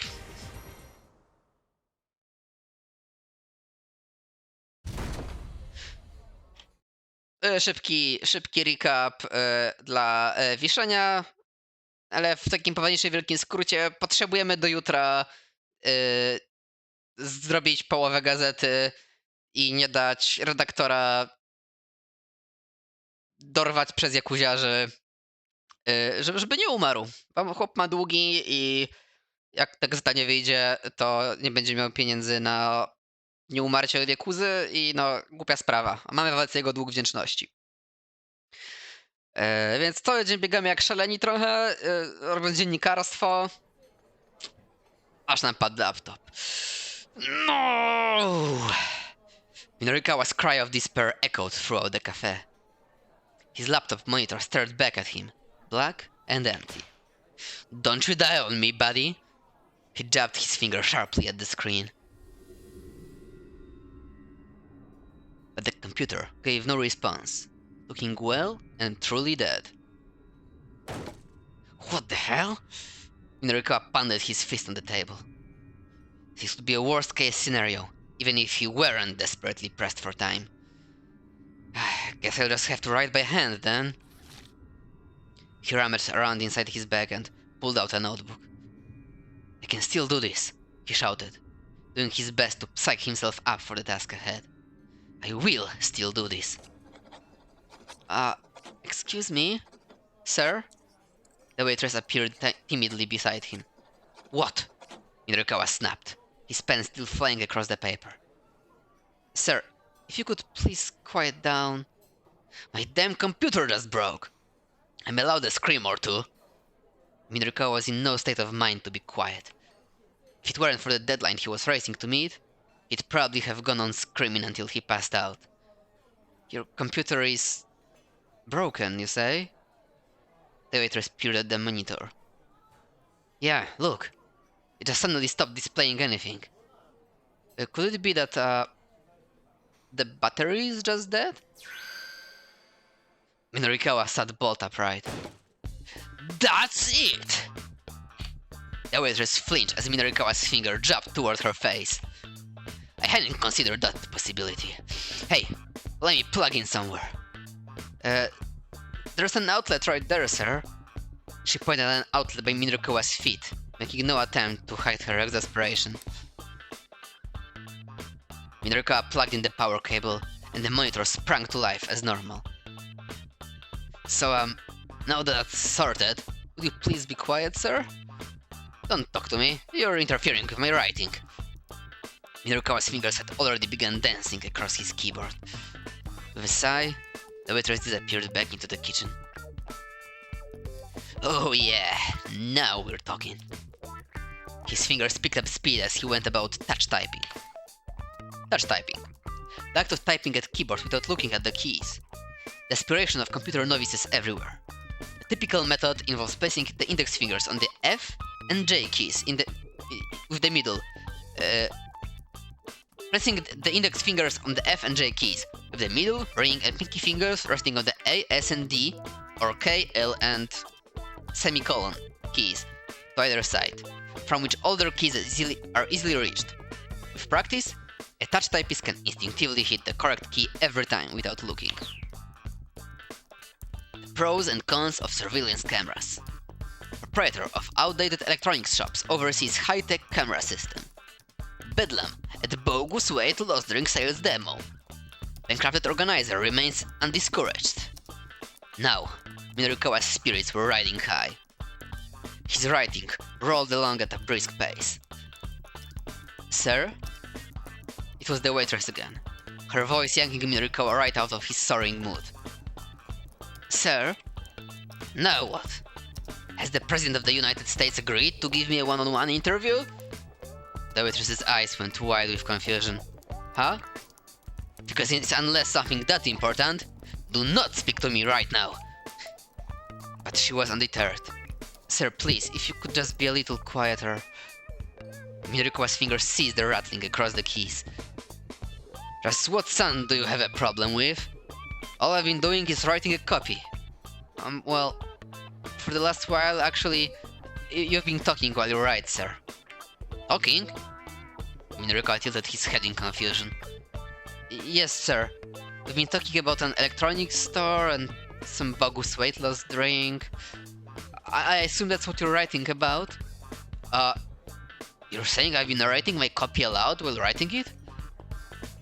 That's right, sir. Other customers sitting nearby were openly snickering. Well, so what? He snapped. He was red in the face now. You should all be delighted that you get to hear what I'm writing before the magazine goes to print. Well, actually, sir, one of our customers has been complaining. Complaining? Of all on earth! Who was it? Where are they? Mirikawa scanned the other patrons, many of whom were unsuccessfully trying to hide their laughter. It was me. O, teść Shinika, no. Oczywiście, że kto by się mógł przypierdolić jak nie on. It was the grumpy older fellow who'd been making a scene earlier. Bogus diet fads, beeping security cameras. Reminds me of that sleazy tabloid, 4-star general gossip I hate so much. Oh ho? You sure seem to know a lot about it for something you hate so much. The man's face twisted up with scorn. Your behavior is bothering everyone in here, he said. Do you not understand that? No, I don't. Guess a reporter who writes nothing but nonsense prefers nonsense in everything he does. Minorikawa could feel his blood boiling. What was that? Go on, say that again. Oh, gladly. Nonsense, filth, codswallop, flim-flam. You bastard, how dare you? Minorikawa stormed over to the men's table. Flim-flam indeed.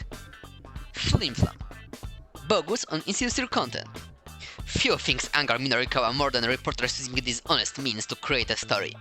Having his own work called flim-flam would naturally make him blow his top.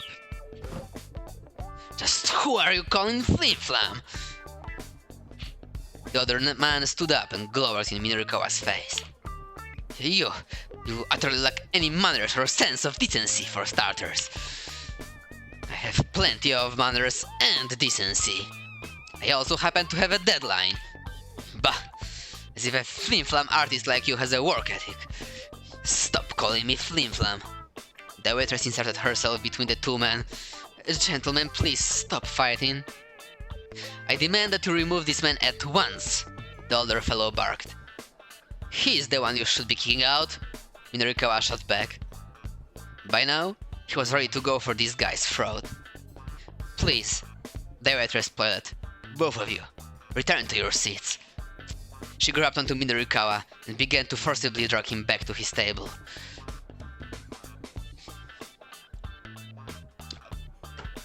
Chłopaki, nie będę robił głosowania i wiem, że będzie głosowanie na... Nie wiem, czy to jest dobra trasa, ale wiem, że to będziemy wszyscy głosowali, więc po co się bawić. Oh, it's too late for that. Giving in to his anger, Minorikawa threw a punch at the troublemaker. Ugh. The man dodged nimbly, however. Heh, you're not bad. I'm 6th dan in judo. Ah, who should I mention that earlier? Minorikawa hastily retreated to his seat. The other man snorted and sat down with a scowl.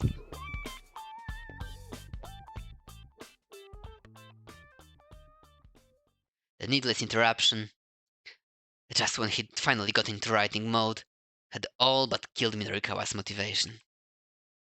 He decided he needed to take a breather. He turned to the waitress. One spaghetti Napolitan, please. Spaghetti Napolitan. Spaghetti flavored with tomato ketchup. Napolitan is a corruption of Neapolitan, though the dish itself has no connection to the Italian city of Naples, Napoli. Rather, it originated as a menu item at a hotel in Yokohama shortly after World War II. There is also a spaghetti dish from Nagoya called Milanese, which likewise has no connection to the Italian city of Milan. Okay, actually, przebaczam im spaghetti lore, jeśli to jest acknowledged, że to jest japoński wynalazek, no to rozumiem, że jednak trauma II wojny światowej została w społeczeństwie do dzisiaj. He might not have a lot of spare time, but working on an empty stomach wouldn't do him any favors. Waiting for his order to come out, he decided to read back over the copy he'd written so far. What? When he looked back at the monitor, the screen was black yet again. Looking down at his feet, he saw that the power cable was now unplugged. Hey! What kind of cafe are you people running here? He shouted. The waitress hurried over, looking combative. Sir, you yanked that out yourself when you stood up earlier. What? Likely story. It's the truth, sir. Miruka pointed to one of the customers sitting next to him. Is she telling the truth? Did I really yank my power cord out myself? The man nodded sheepishly. Yeah, well... Then that's the outlet's fault for being someplace where it unplugs so easily, Minorikawa squawked. The waitress marched away, head held high. Just make sure that spaghetti is delicious, Minorikawa shouted after her. Do that, and I'll consider us even. Oh, and load it with cheese. Lots of cheese. He plugged the power cable back in, then let out a heavy sigh. In all his writing fervor, he hadn't thought to save his work. Always, make sure to save your work to avoid losing data. Honestly, why is it that your computer only seems to freeze when you've forgotten to save your stuff? He was probably going to have to rewrite most of what he'd done.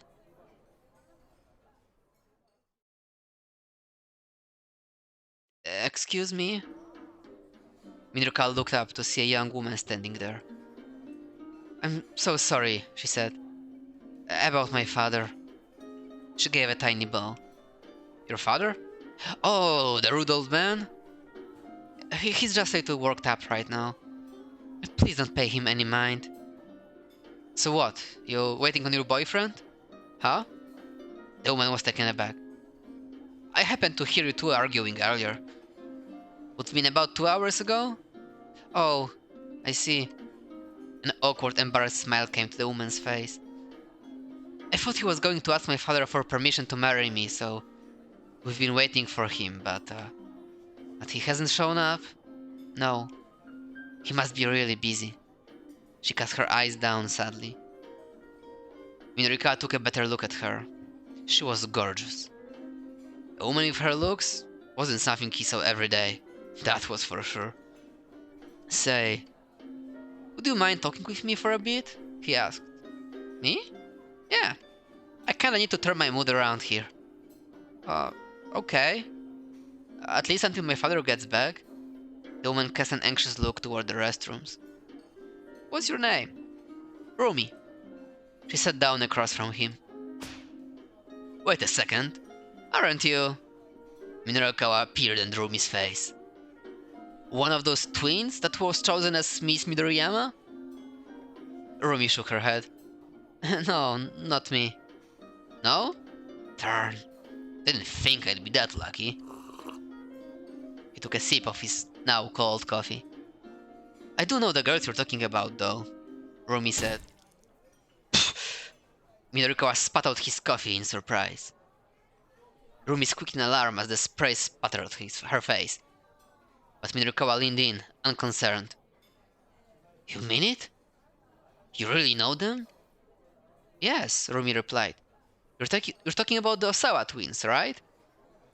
She got out a handkerchief and wiped the coffee from her face as she spoke. Osawa, huh?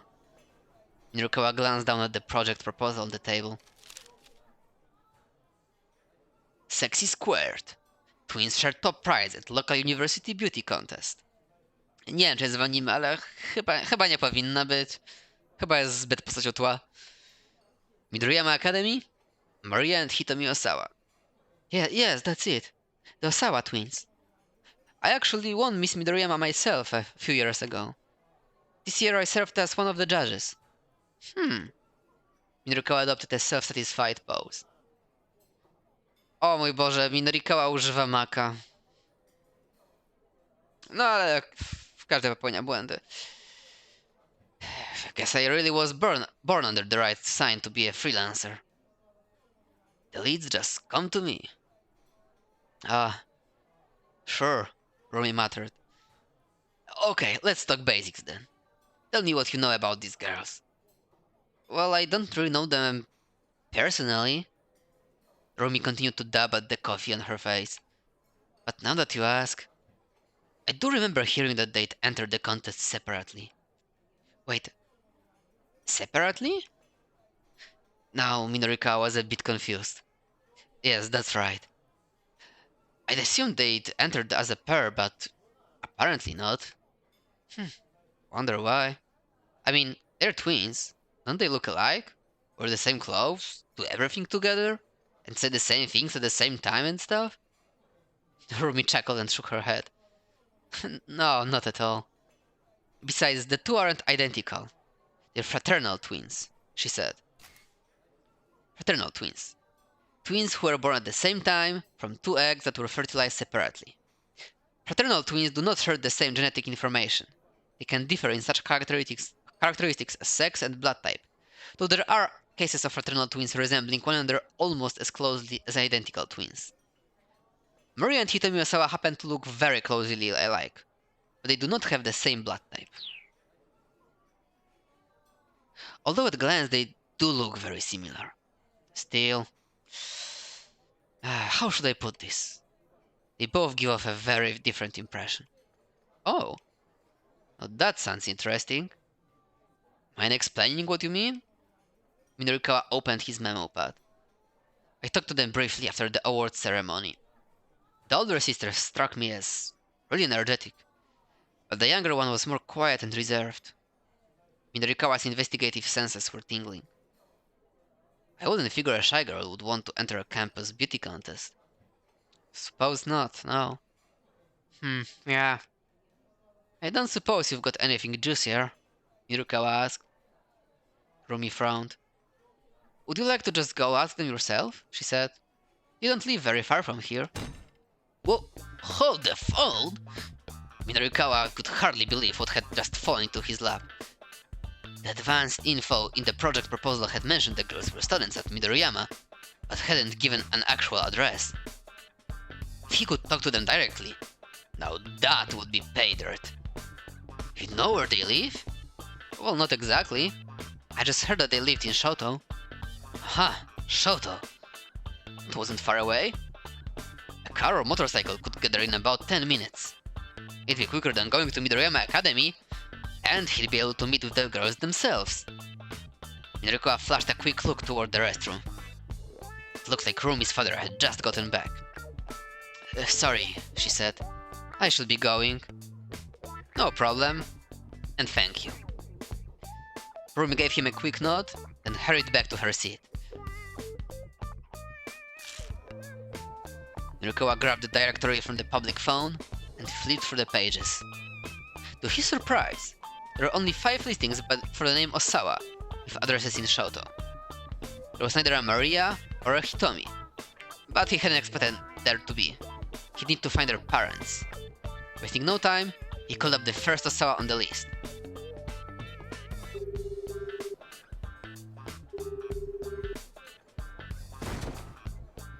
Bingo! Minorikawa couldn't help but pump his fist in excitement. He got in the right place on his first try. Way to go, me! He committed the house number listed in the phone book to memory. Just then, the waitress reappeared with a disgruntled expression at Minorikawa's order of spaghetti Napolitan. Here you are, sir. Ho ho? The pasta was piled high with an impressive mound of grated cheese. It looked almost like a miniature mountain of snow. You did say lots of cheese, sir, the waitress told him. She set down a canister of cheese and a bottle of Tabasco. O mój Boże, ale to jest spaghetti ketchupowe z parówką i Tabasco. Tylko kurwa w Japonii. Tabasco. A sauce made by the US-based Makileni company consisting of hot peppers, grain vinegar, and rock salt. Known for its distinctive spiciness, it can make spaghetti and pizza quite tasty with the addition of just a few drops. Tabasco also goes pretty well with ramen and curry, recommended for times when flavor is lacking a little punch. However, even 1 drop may be too much for those who can't handle spicy things. It has been claimed that Tabasco was first imported to Japan by a certain well-known former pro wrestler, but this story isn't true. Ooh, this looks good, Minorikawa exclaimed. He twirled some spaghetti up with his fork and shoved it into his mouth. The slightly sour sweetness of the ketchup blended perfectly with the mellow flavor of the cheese. Oh, that is tasty. There was nothing like a satisfying grab to lift the spirits. He turned back to his laptop, still wolfing down on the spaghetti. Alright, we're back in action. Let's do this. Yet again, he unthinkingly blurted his words aloud as he slid back into writing mode. I've got this, I've got this. With ketchup smeared around his mouth, he set his fingers tapping away at the keys. The waitress let out another groan of dismay. Huh? Say something? Mirko glanced in her direction, but the waitress faked a smile. No, sir, don't think so. Yeah? Don't go away! You're distracting me! The moment he looked away, she clenched her fist in indignation. Hmm? Nothing, sir. Good luck with your work, sir. I don't need luck. I've got this. Eyes jumping back and forth between past and computer, Mirko got to work on his copy once more. Before long, he was oblivious to every sound in the cafe around him.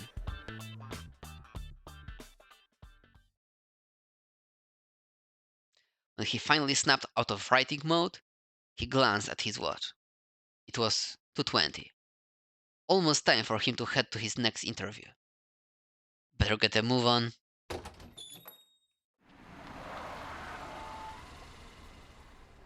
Minorka jest po prostu asertywny, no. W świecie dziennikarstwa może być tylko jeden zwycięzca. Kimizuka's taxi came by just as Minorikawa was hurrying out of the cafe. Well, what a pleasant surprise, Minorikawa called out. Nice timing, my man. Kimizuka's startled look quickly vanished behind an expression of professional resignation. Do you need a ride, sir? Hey, you know it, Minorikawa replied. First, head to Shoto. After that, I need to get to Sakuragaoka. As he cast his gaze out at the sights of the city, Minorikawa mulled over his plan for the next part of the day. First, he'd interview the Miss Midoriyama girls. Then, he'd meet with the head of that theater troupe. In order to leave himself enough time to write his copy, that meant... I'd like to get this all wrapped up in 20 minutes, he said. Can you make that happen? Kamizuka flashed a grin. That will incur a special fare, sir. Oh, special, Minorikawa said as he got settled in his seat. I love that word. Kimizuka stepped on the gas.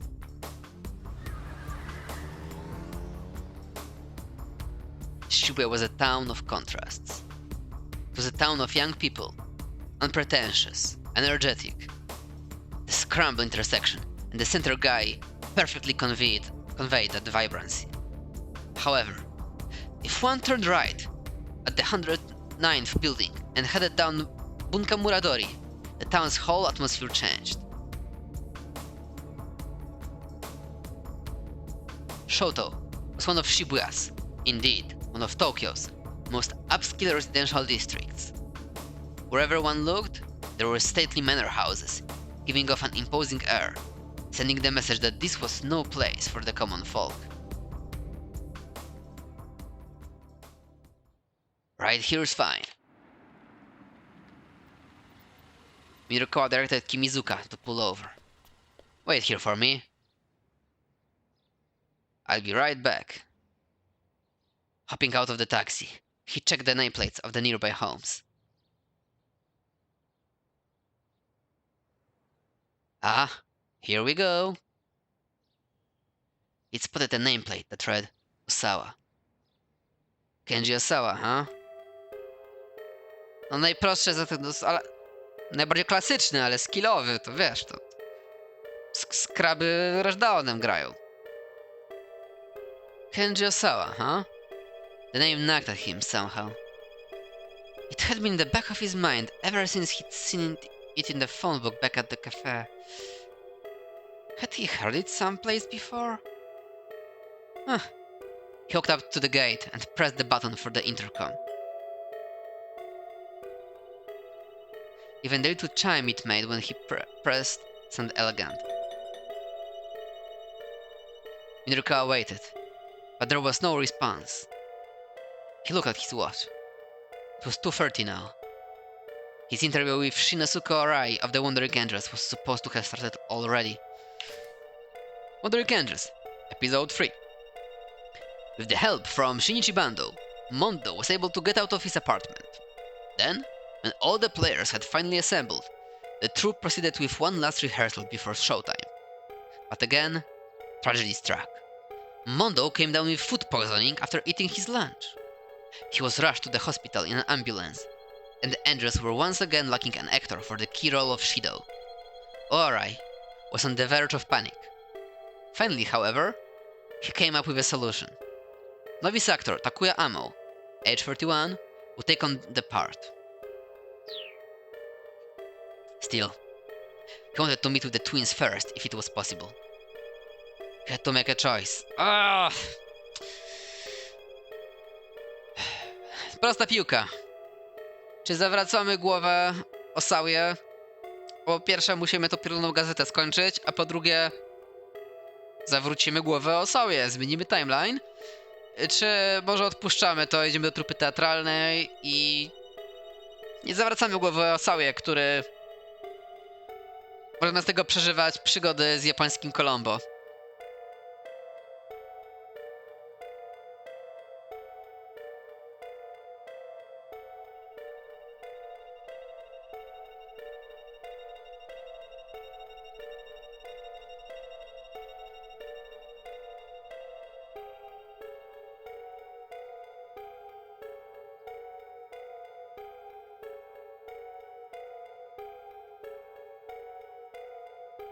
He decided to wait a little bit longer. Just 5 more minutes. The front door opened. A grim-looking man emerged, leading another man in handcuffs. Minorikawa was standing in their way. "Pardon us," the serious-looking fellow said.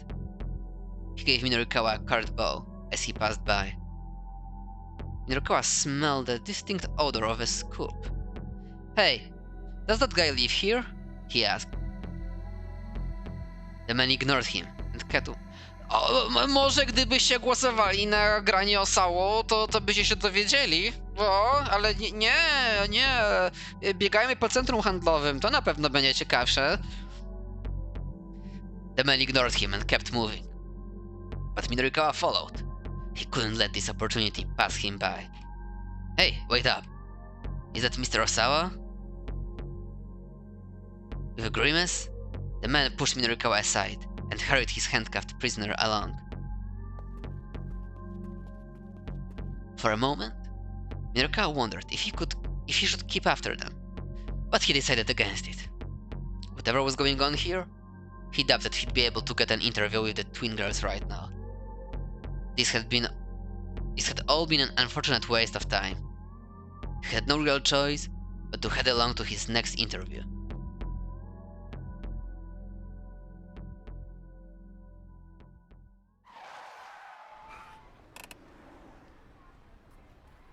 A few minutes later, the rear tires skidded sharply as the cab came to a stop beside a different curb.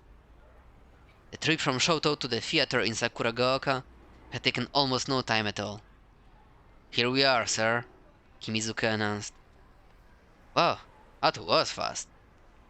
Still, Minorikawa was at least 5 minutes behind schedule. He hoped he'd still be able to get the interview with Arai. Ho. Zbliżamy się do wielkiego limitu.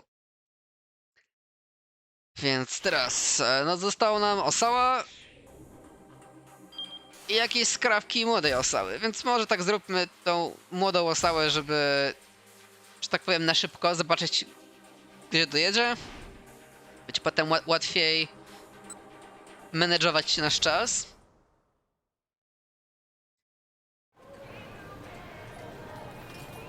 Tak.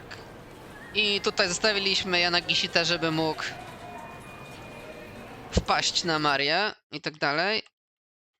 I tak, nie możemy skakać, więc chwileczkę musimy skipnąć ręcznie.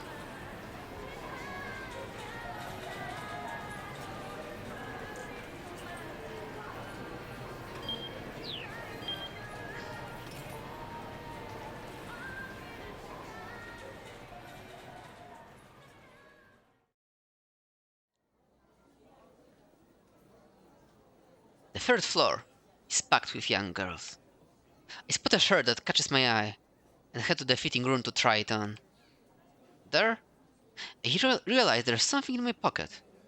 Something I must have been carrying around for a while. It's a photo. A photo of a white man. Who's this guy?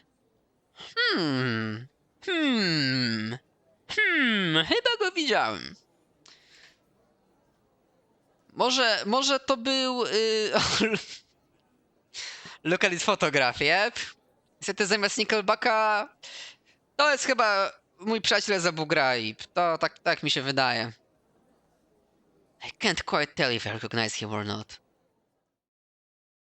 This man. Huh?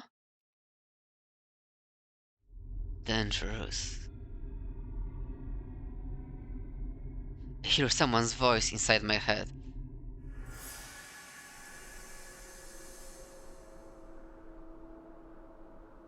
Stay away from him. Flashes of memory flicker in my mind. I see a girl standing before me. I can't quite recall her face, but I get the impression she's someone very important. She speaks to me. This man is dangerous. Stay away from him.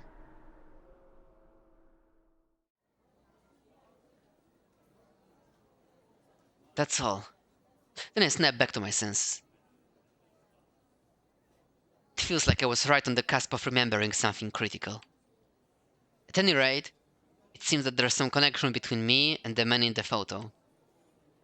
Try as I might, though, I can't recall anything more than that.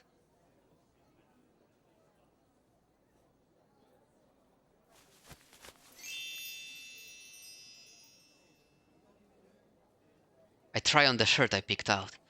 Yeah, that looks good. I decide to buy it and have the store toss out my torn sweater for me.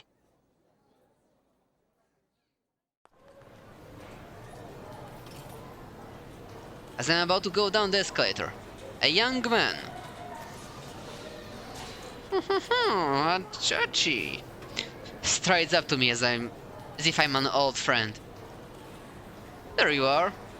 I thought we were going to meet on the second floor. Going to meet? What is this guy talking about? I've never seen him before. Ah well. Anyway, come on. We have to go hide. Hide? Why do we need to do that? Hide? Why? Because those guys might have found us. They're outside. He grabs my hand and I yank it away. Hey! Come on, what gives? Is this some new pickup trick or something? Whatever it is, it's way too aggressive. I get the heck out of there. Hey! Hey! The guy keeps shouting, but I ignore him and try to slip away into the crowd. When I look back though, I see that he's still following me. What do I do? Słuchajcie, jakiś dziwny creep za nami idzie. Czy idziemy na inne piętro? Czy chowamy się gdzieś, gdzie nikogo nie ma? Zwrócę uwagę na dwie rzeczy. Że po pierwsze gdzieś tu jest gang terrorystów, którzy chcą nas zajebać. I pan Tanaka, który też nas chce zajebać. Ale okej, Stealth Tactics. Przegłosowane, zobaczmy. Maybe I should hide someplace where there are fewer people. I scurry for one of the far corners of the floor. Compared to the area around the stairs, the rest of this level is deserted. O wow, pół piętro tylko na kible? To by było to jest jakaś ciekawa technologia. I head on up to the fourth floor.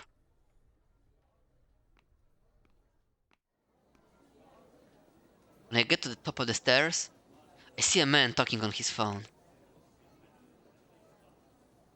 He looks a little furtive. O, najlepsza taktyka przeciwko stalkerom, odejść do innych świadków. Tak, możemy pójść tam, gdzie mamy innego stalkera. Bang. 2 minusy dają plus. He looks a little furtive, like he's trying to avoid the public eye. Ah well, the police sure do know how to do their jobs. What I can hear of this conversation makes me pretty uneasy. I turn on my heel and get the heck out of there.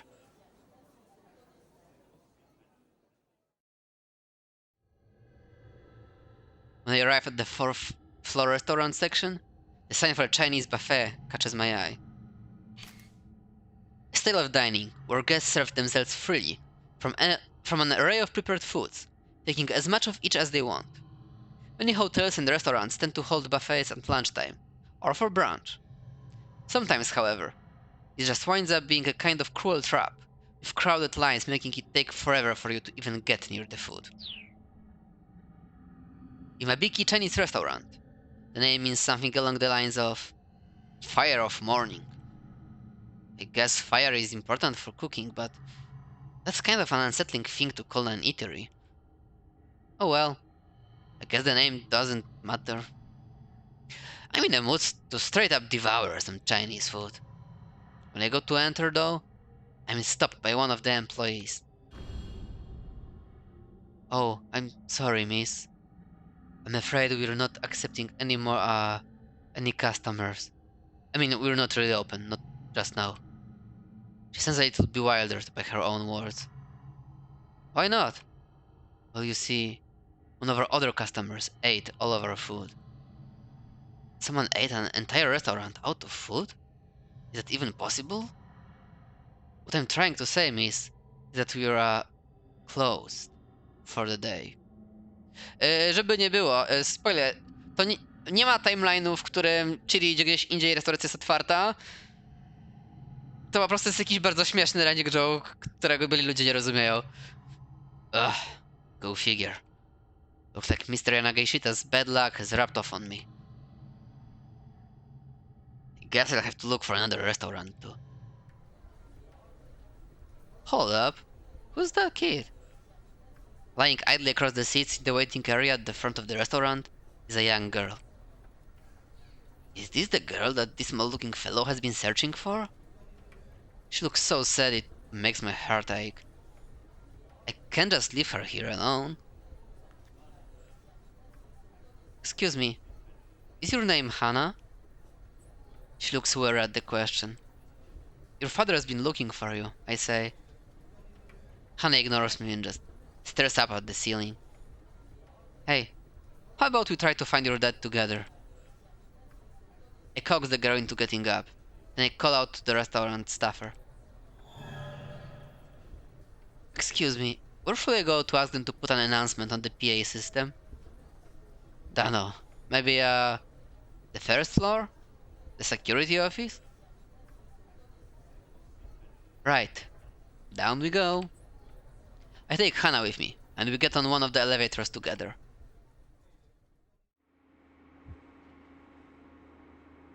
Do you know my father? Hana's tone is pretty brusque. Well, I don't really know him exactly. Then are you a debt collector? I laugh and shake my head. Huh. Would a debt collector be wearing an outfit like this? Hana lets out a deep sigh. So you're just kind of butting in then? Well... yeah, guess so. I can't help but grin sheepishly. I feel like something about sad little Hana is stirring some of my lost memories.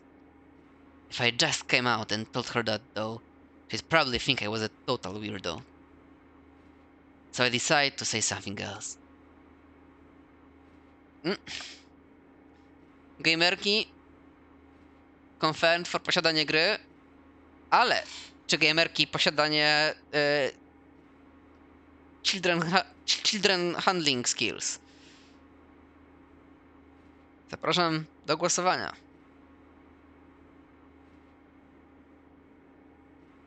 Mepsi, playing it cool. Yep, okay, escort mission. Jedziemy.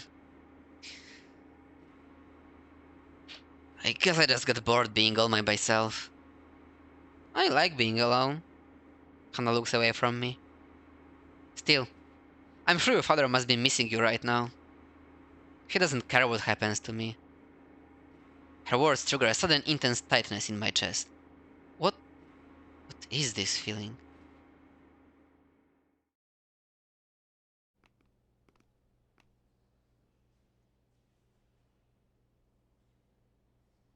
When I get to the security office, I hear voices coming from inside. Wonder what they're talking about. I peek in through the crack in the door and see a man with a cane speaking with a security guard. How many exits are there that lead outside? There's the main entrance on the first floor, along with 2 side entrances. Also, there's one down on the first basement level, and another in the second basement. The security guard spoke with polite precision. I see, says the man with the cane. I need you to shutter all exits, except for the main entrance right away. Understood, sir.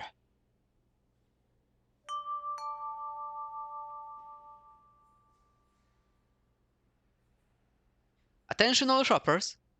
The announcement comes in over the loudspeaker. Due to maintenance, all first floor entrances other than the main entrance have been closed. We apologize for the inconvenience. Customers wishing to leave, please use the main entrance on the first floor. I'm not sure what just happened, but it sounds like the main entrance is now the only way out. Come on, I say. Let's have them make an announcement for us. But when I turn around, Hannah is gone. She must have run off while I was distracted. Well, looky here. If it ain't that little cutie again. The 2 thugs that were after Yanagishita come strolling toward me. Ah, you're a speedy one, huh? Says the bald man.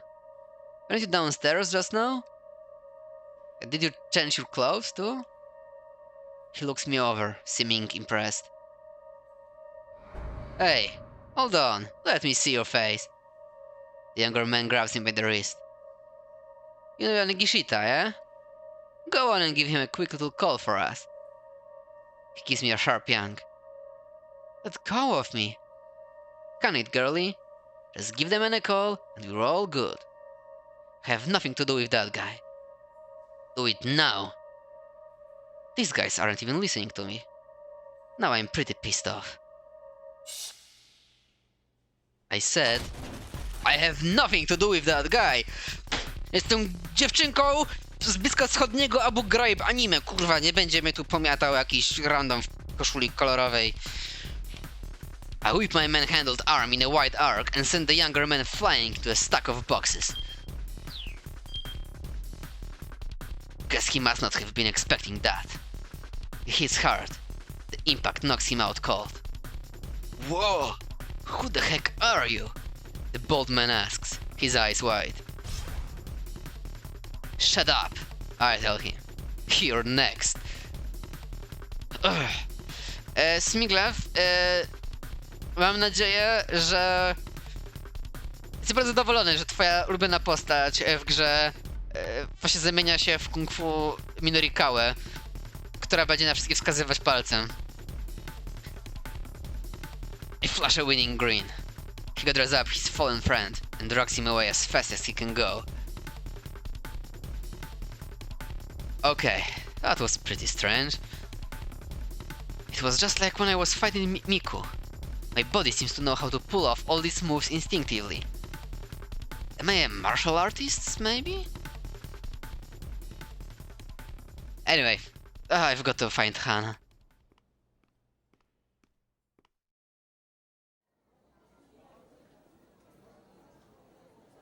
Easier said than done. I wander around the building, but I don't see any sign of the girl. Maybe she went back home. Eventually, I slumped down on a bench in a corner. I wish I could go home too, I muttered to myself.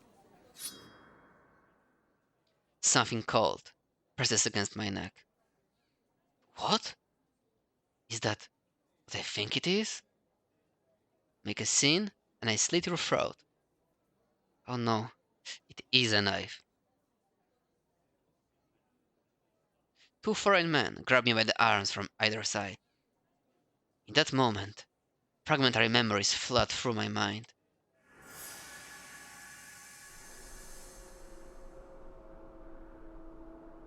I'm on a street. It looks like some place in the Middle East. I'm being dragged along by several men. I'm too scared to speak. There are people on the street, market vendors, but none of them seem willing to get involved. The men drag me into some back alley. Help me. Please, somebody help me. I'm being abducted. And then, a dark silhouette drops down in front of me. The figure brandishes a knife threateningly at the man.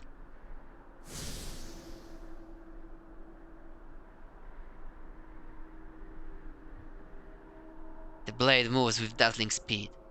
My captors are all down in mere moments. Who is this? Who came to save me? I try my utmost to drag my memories to the surface. It's a girl. That's right. I'm certain of that much. I don't remember her face, but it's a girl, younger than me.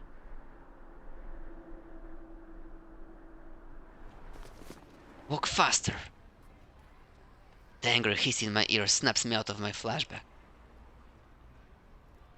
What was that memory just now?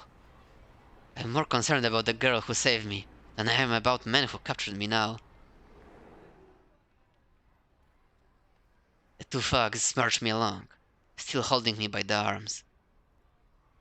Can't believe she was in a place like that.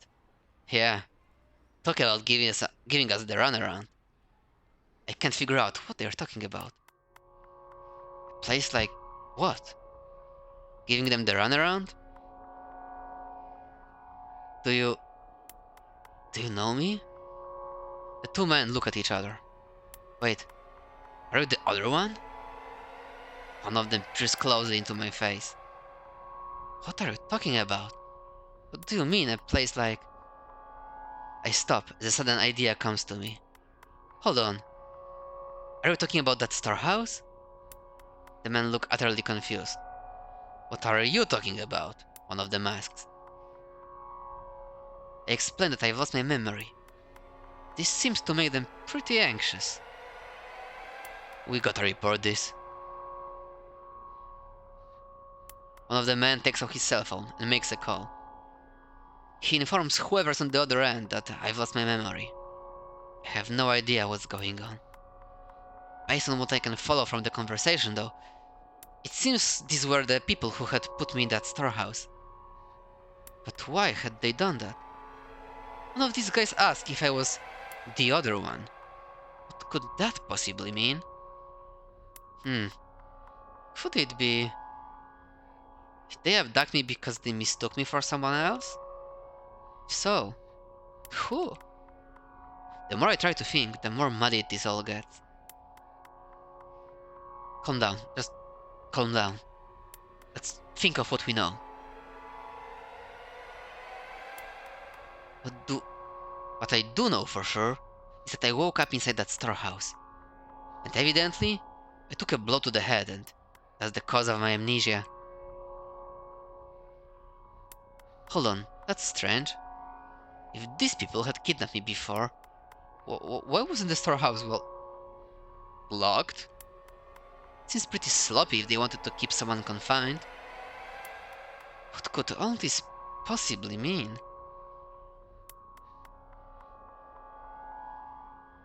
It's no use. I haven't the foggiest... none of this makes any sense at all. Let go of her.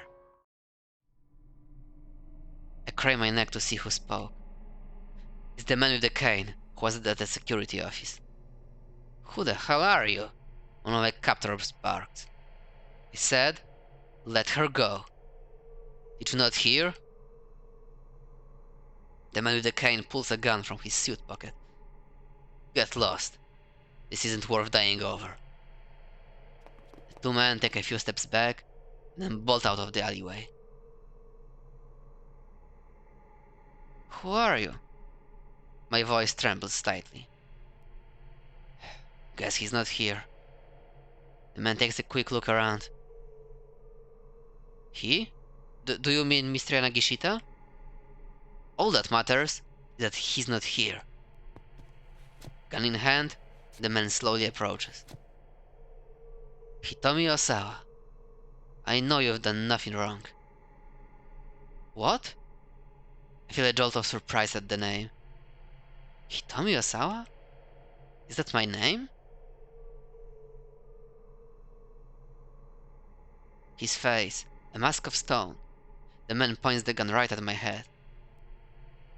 Please, no hard feelings.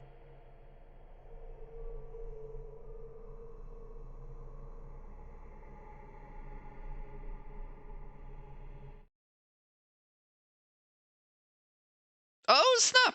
Dojechaliśmy do 15.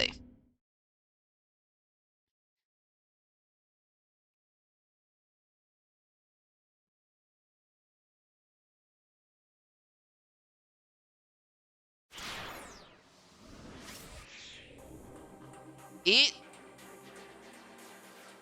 w menusku Maria się przebrała.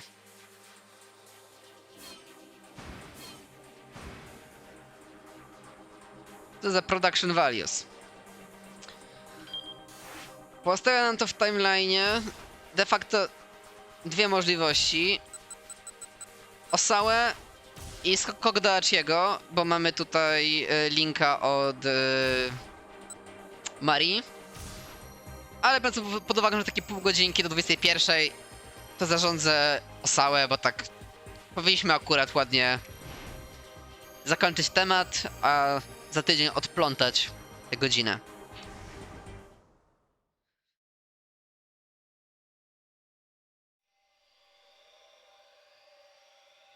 I do not want others intruding to my domain. Ale najpierw szybki recapik dla wieszenia tutaj proszę. No są spiski. Osała robi wirusy dla Resident Evil Umbrella Corporation i jest trochę siara, bo Umbrella Corporation zrobiło Resident Evil 4 w Afryce i porwali mu córkę i porwali mu drugą córkę i japoński Colombo go pokurwia w domu, żeby jego sekrety ukraść, a jego prawa ręka w Big Pharma firmie robiącej Resident Evil rzeczy jest kinda zdrajcą i chodzi z pluskwą i tam go sabotował. No nie ma dobrego dnia. I do not want others intruding into my domain. Accordingly, I do not intrude on others. That is how I've lived my life. That is how I forged my sense of calm.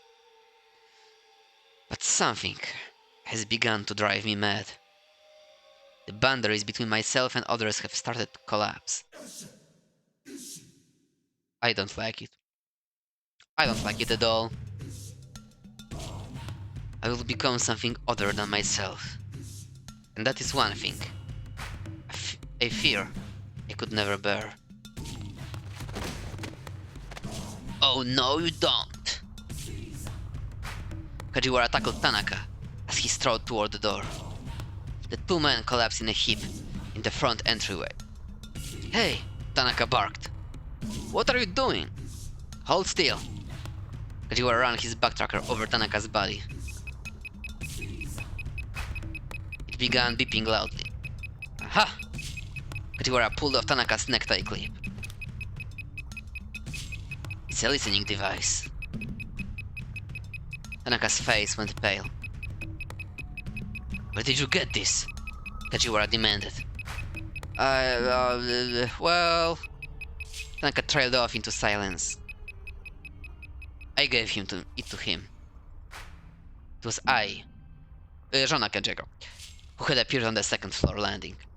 You're listening in? Asawa asked brokenly. Mom, Kajiwara said. Would you mind explaining this? For once, he seemed deadly serious. I was barely able to hear a thing. That's what I get for going with something so cheap.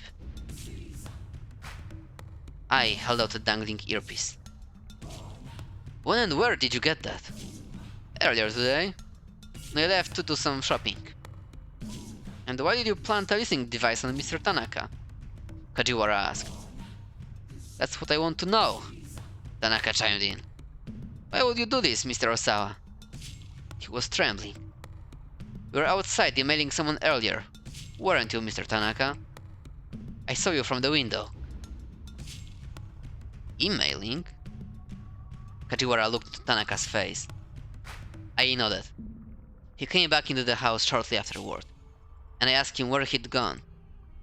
And what do you think he said, huh? She was practically gloating, playing to her little audience. She began stalking down the stairs. He said he'd gone to check on something at the lab, despite the fact that he was out in the yard, there fiddling with his phone the whole time. So I figured if I bugged him, he might show his true colors and... Enough. Osawa cut his wife off. Tanaka had been emailing Hitami, of course, but he couldn't reveal that now. I think I get what happened here. Kajiwara interposed. He folded his arms. Your wife thought that Mr. Tanaka was in contact with the kidnappers, and so she planted a listening device on him. The detective peered at Tanaka. Who were you emailing, sir? Yeah, that's right, I chirped. Show us your phone, Mr. Tanaka.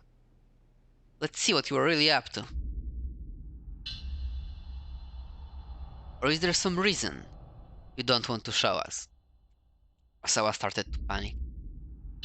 If the police checked that cell phone, they'd find the emails from Hitami. And if the kidnappers somehow found out about that, Maria's life would be in danger. But I was still relentlessly advancing on Tanaka. Stop this! Darling? She turned to him in surprise. Tanaka was sending emails on my behalf, Osawa said. I asked him to do it. And just who was he emailing? It was... He had to think of a lie, fast.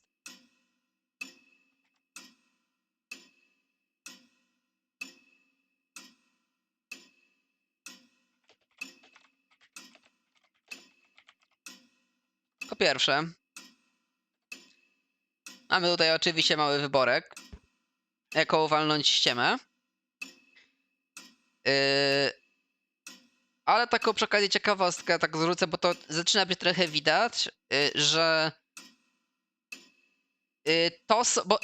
te teraz maile to były te SMS-y od Hitomi.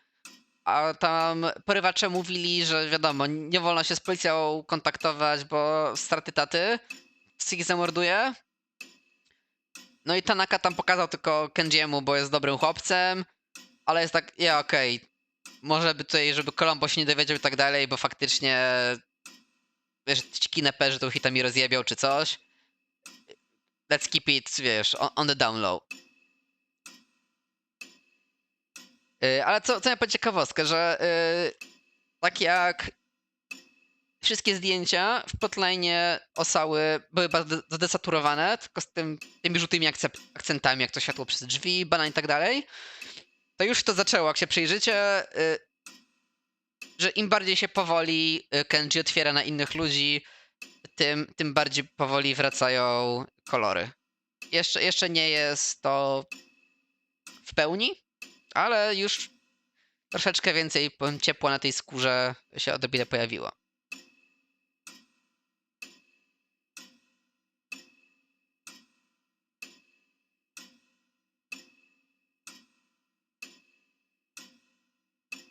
No dobra, Powiem, że to... Oh, it was me. Kajiwara and I both looked at him in surprise. We were just discussing work, Osawa continued. There's nothing odd about that. No, Kajiwara said. It is odd. Why would you need to go to such lengths for that? You're both here. Because you never leave me alone. Just confidential information I didn't want overheard. Well, but... Kajiwara seemed inclined to press the point. Look, the point is, there's no reason to worry about Tanaka's emails. Now, I assume we're done here? I need Tanaka to run some errands for me. Asawa opened the front door, hoping that would put a lid on the discussion. Tanaka gave him a quick bow and headed out the door. Hey, wait! I started to go after him. Just calm down. Osawa barred away. There's no way he's connected to the kidnappers. Can't you see that? His voice cracked, and he shuddered at the sudden rush of emotion. There, sir, Kajiwara said consolingly. She's just deeply worried about your daughter. I turned around and marched back upstairs.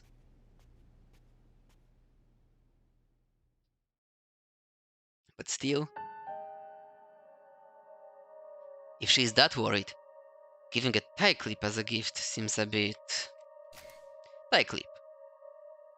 Clothing accessory meant to hold one's necktie in place. In the old days, they were a quintessential part of the salaryman's outfit along with cufflinks and a company badge. Recently, the clips have come back into vogue with some older men, now more frequently referred to as tie bars. Skrócone wyjaśnienie, co się kurwa dzieje? To nie będzie proste, bo dzieje się dużo i jakby 5 gier na raz się dzieje. Ale zobaczymy jak bardzo, że tak powiem, wszystko jakby wiesz, w puzzle się ułożą, jak będzie, wiesz, główny plot ujawniony. Kajiwara's smuttering trailed off.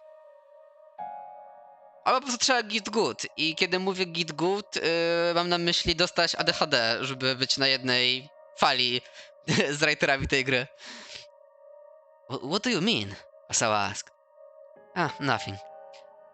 Not important. The detective waved a hand dismissively. But there had been a definite note of suspicion in his voice.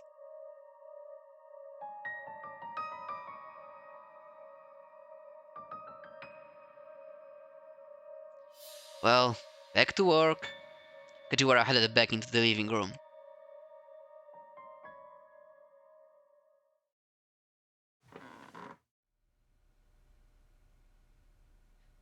Osawa returned to his study and sat in front of his computer. He had no desire to be in the presence of the detectives who now crowded his living room. The Ayakamiki fan forum for people 40 and over was still open on his monitor. He rolled the page and saw that his earlier thread had gotten a reply. It was from Pretty Honey, a regular contributor to Osawa's threads. Pretty Honey, username of someone who posts regularly on the Ayakamiki fan forum, seems to know a lot about agriculture and the police, as evidenced by statements such as, if the world were a farm with 100 people, as well as the tendency to post under a site called the 87th Precinct Telecommunity. Incidentally, Shinya Kano's girlfriend Rumi also posts to the 87th Precinct Telecommunity from time to time. She has had several massive arguments with Pretty Honey there, with the latter criticizing the police for not doing their job, while Rumi insists that police work is very difficult and deserves more credit. I'm opposed to the idea of Ayakamiki expanding into America. Wywracanie stolika emoji. She should be able to enjoy the success she's earned in Japan without having to struggle overseas. Emoji. Aya has done so much for us. I'd like her to keep supporting Japan up forever. Happy emoji. The message was festooned with the sort of emoticons that a young girl might use. Pretty Honey claimed to be a 19-year-old female college student. Although the community was meant for Ayakamiki fans 40 and over, the settings allowed anyone to post there. The only young woman among the members, however, was Pretty Honey. The thread continued. By the way, have you tried the Aya fortune teller yet? There's a link below. Fortune telling, huh?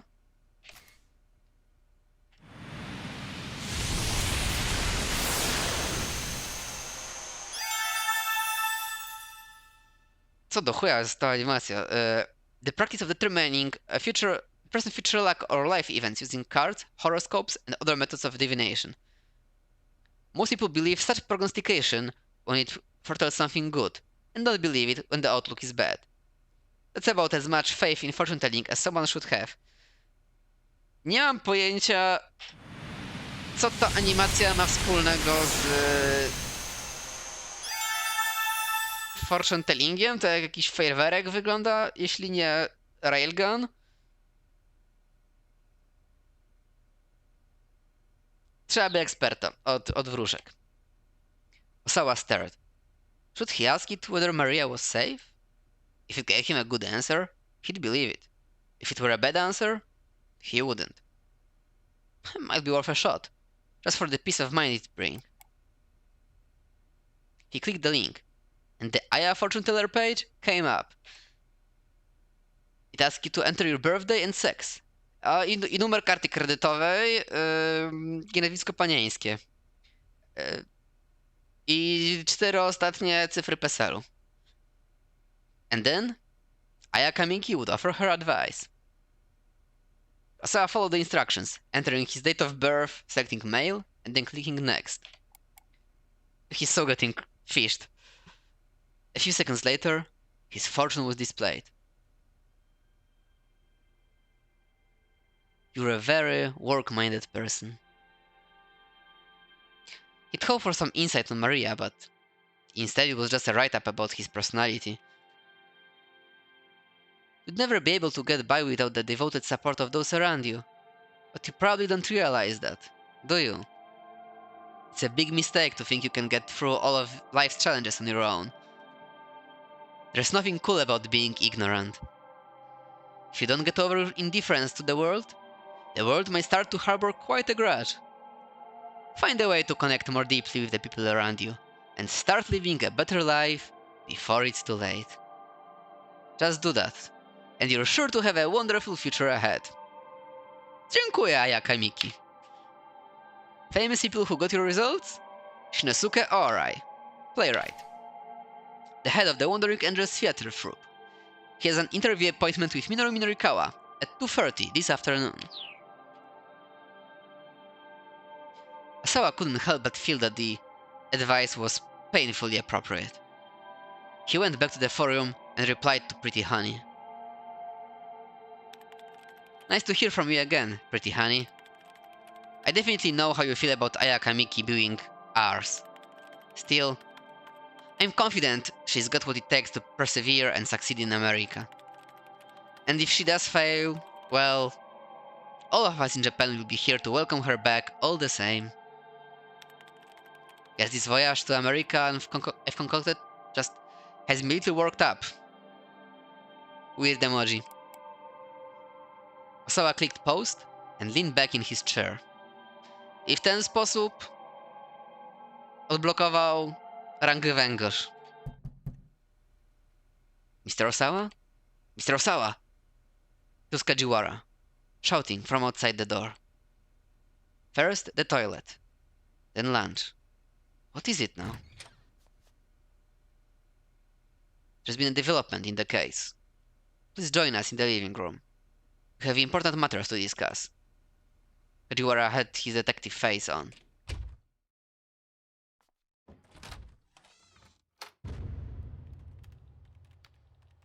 When Osawa entered the living room, I was already there, looking stern and solemn.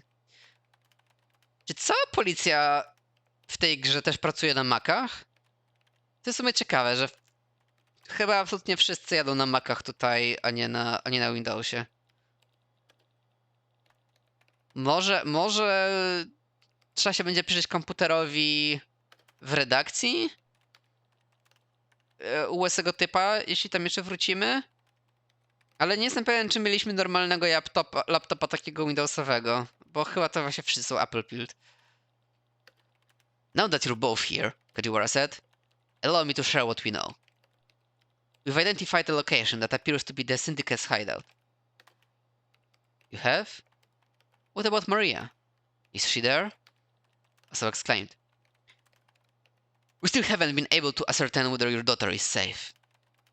Well then, what were these important matters you needed to discuss? Osawa felt a wave of anxiety rush through him. The hideout in question is a condominium in Hiro, and it's owned by... By whom? Mr. Osawa? Please calm down. Tell me. Go on, out with it. Kajiwara took a deep breath. The residence is owned by Mamoru Tanaka. Nie no, Minryka miał Maca. Zwróciłem uwagę, że miał funkcyjny klawisz macowy, a nie Windowsowy. Ale oh snap! Rezydencja terrorystów pod nazwiskiem Tanaki. Osawa was speechless. He couldn't process what he was hearing. Tanaka? Lies! I shrieked. Just what are you implying? That Mr. Tanaka is the kidnapper? Where's your proof? With all due respect, ma'am, weren't you suspicious of Mr. Tanaka yourself? Well, I suppose, but you did go so far as to stick a listening device on him. Flustered, I withdrew into a vacant silence. A sudden ringing on the phone startled everyone in the room. Was that Tanaka? No, it couldn't be. There was no way. The phone was wiretapped. A detective wearing the headset nodded to Kajiwara, who in turn motioned for Osawa to pick up. Hello? He said cautiously. Ah, hello. Is this the home of Maria Osawa? The voice was not Tanaka's. Osawa didn't recognize it, but the veil of despair that hung before him thinned slightly. Is this the home of Hitomi Osawa? This time, the man on the phone used Hitomi's name instead. Yes, that's right. The caller immediately hung up. As Osawa stood there dumbstruck, Kajiwara gently took the receiver and hung up the phone. One of the detectives addressed Kajiwara. We've traced the source of the call to a cell phone. Also, we've pinpointed the base station used. Inform Director Kuze so he can prepare a team, just in case. Just in case? Osawa asked. What do you mean by that? Kajiwara frowned slightly. Just because it's a kidnapping case doesn't mean that every phone call comes from the kidnapper. We'll look into it, of course, but... I see. Besides, right now, confirming Mr. Tanaka's whereabouts takes priority. Don't you agree? Osawa nodded. Someone should call him, the detective added. I'll do it. I got out of her cell phone and dialed up Tanaka. Where was Mr. Tanaka headed? Kajiwara asked. He eyed Osawa keenly. Okej, kryjemy dupę Tanace? Czy jednak... Czy jednak biorąc pod uwagę, że Kaida jest w zmowie z porywaczami oraz Kaida w spisku wewnątrz Big Farmy, bo nasz wyrzucił bilet.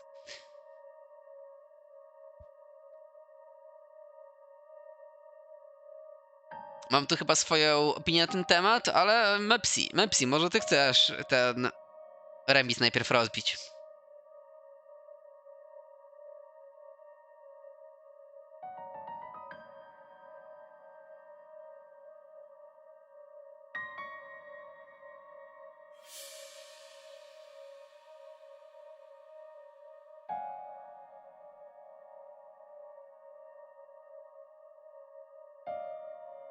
Okej, to nie będę krył dupę, kurczę, zdrajcy. I don't actually know. Even leaving out the part about Hitomi, that was still the truth. If Tanaka was behind the kidnapping, Osawa knew he ought to tell the police about the blue minivan and the emails from his daughter. But part of him still trusted Tanaka deep down, and he couldn't bring himself to reveal it all.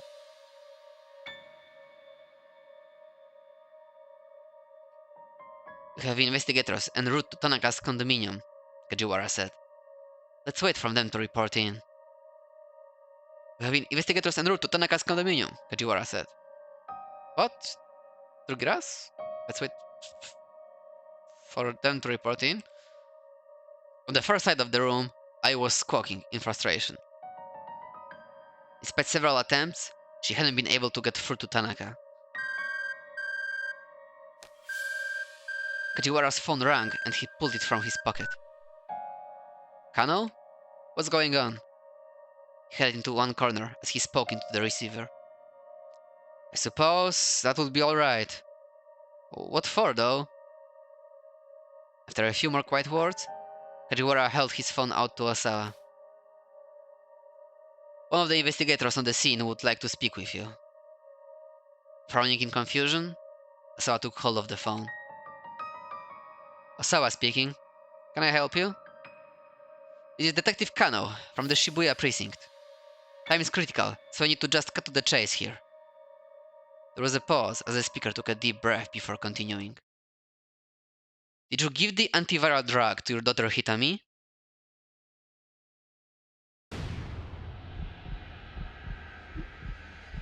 What?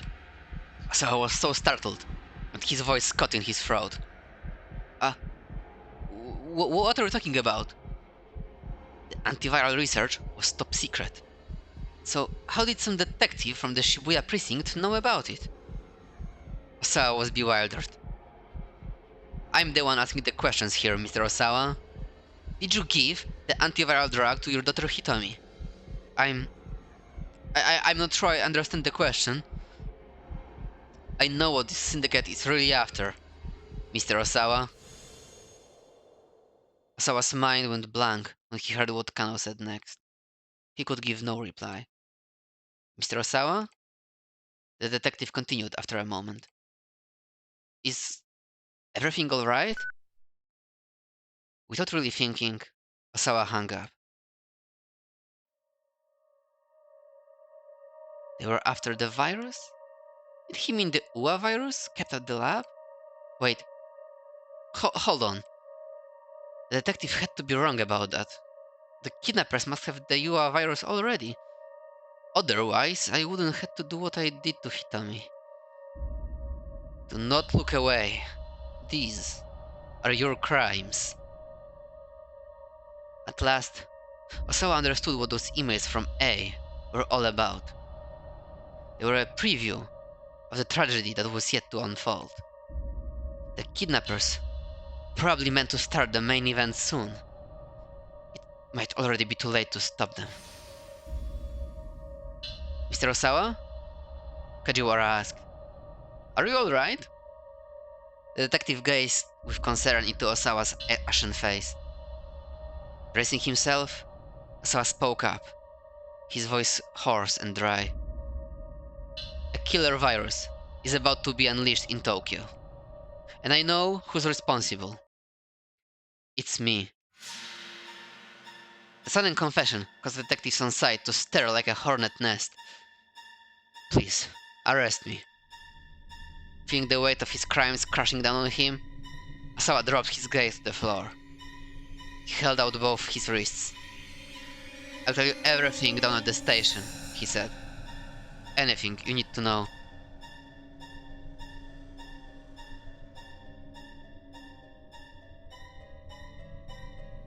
Osawa imagined bodies dropping left and right. There were limits to what might be cured by the small stockpile of antiviral his lab currently contained. If they were unable to quarantine the infected in time, then Shibuya, no, all of Japan, might be engulfed in a pandemic that the drug could never stop.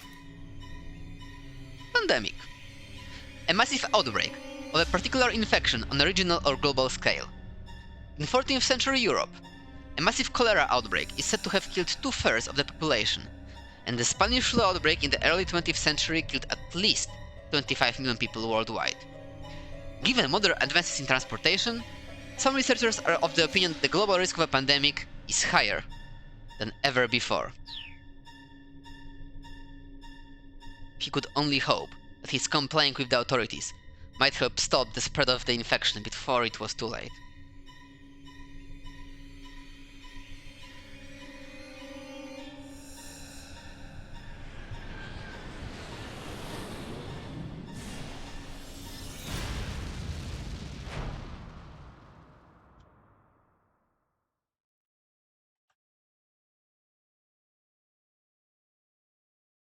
To wspaniały moment, żeby skończyć tego streama na dzisiaj, nie uważacie? Ej... Cóż, plot się zagęszcza. A za tydzień akurat elegancko odblokowujemy Achiego, odblokowujemy Kano i tą godzinę robimy do końca. Pewnie na początek kolejnej. Zapraszam do spekulacji, co tu się odpierdala. Dziękuję za uwagę. Mypsi, jakbyś mógł mi zrobić najdrobniejszą przysługę. Jakbyś miał headcrabika na jakimś komunikatorze, wiesz, tak casualowo tylko zarzuć, że tym razem jak się na Shibui nie było, teraz robimy Abu Ghraib plotline. Możesz też powiedzieć, że zrzucili Resident Evil Nuka na Shibuya, ale nie musisz, Abu Ghraib jest śmieszniejszy. Smigu, no co mogę ci powiedzieć? Możesz sobie szybko rewatchować 8 streamów, wiesz, być up to date. Albo napisać Headcrabowi, że Shibuya poszła w Abu Ghraib plotline. A tak casualowo, bez kontekstu. I to po prostu mentalny image Headcrabika będzie śmieszny. Bo na Headcrabiku tutaj jakby whiplash emocjonalny między różnymi scenkami robił wrażenie, tak wiesz, też najdropienia, a teraz robimy Abu Ghraib. Małe anime dziewczynki, nawet powiedzieć, małe anime dziewczynki z Abu Ghraib, to będzie pik. Tak, niestety gierka faktycznie troszeczkę jest mniej tłowa, no ale no taki już jest urok. Mogę powiedzieć, że kolejna gierka, którą mam w planach, będzie trochę bardziej tłowa, bo po pierwsze musi być gra z voice actingiem, żebym kurwa nie umarł, ale jak się nic w planach nie zmieni, to kolejną grę będziemy robili Back to the Classics samochodową. Za następną prawdopodobnie JRPG, ale jeszcze zobaczymy, bo mogę zmienić zdanie. Samochodzik następny jest jakby na 95%. A na razie dziękuję wam, bo muszę uratować swoje gardło i jeszcze oddzwonić do matki, bo coś do mnie dzwoniła. Do zobaczenia za tydzień.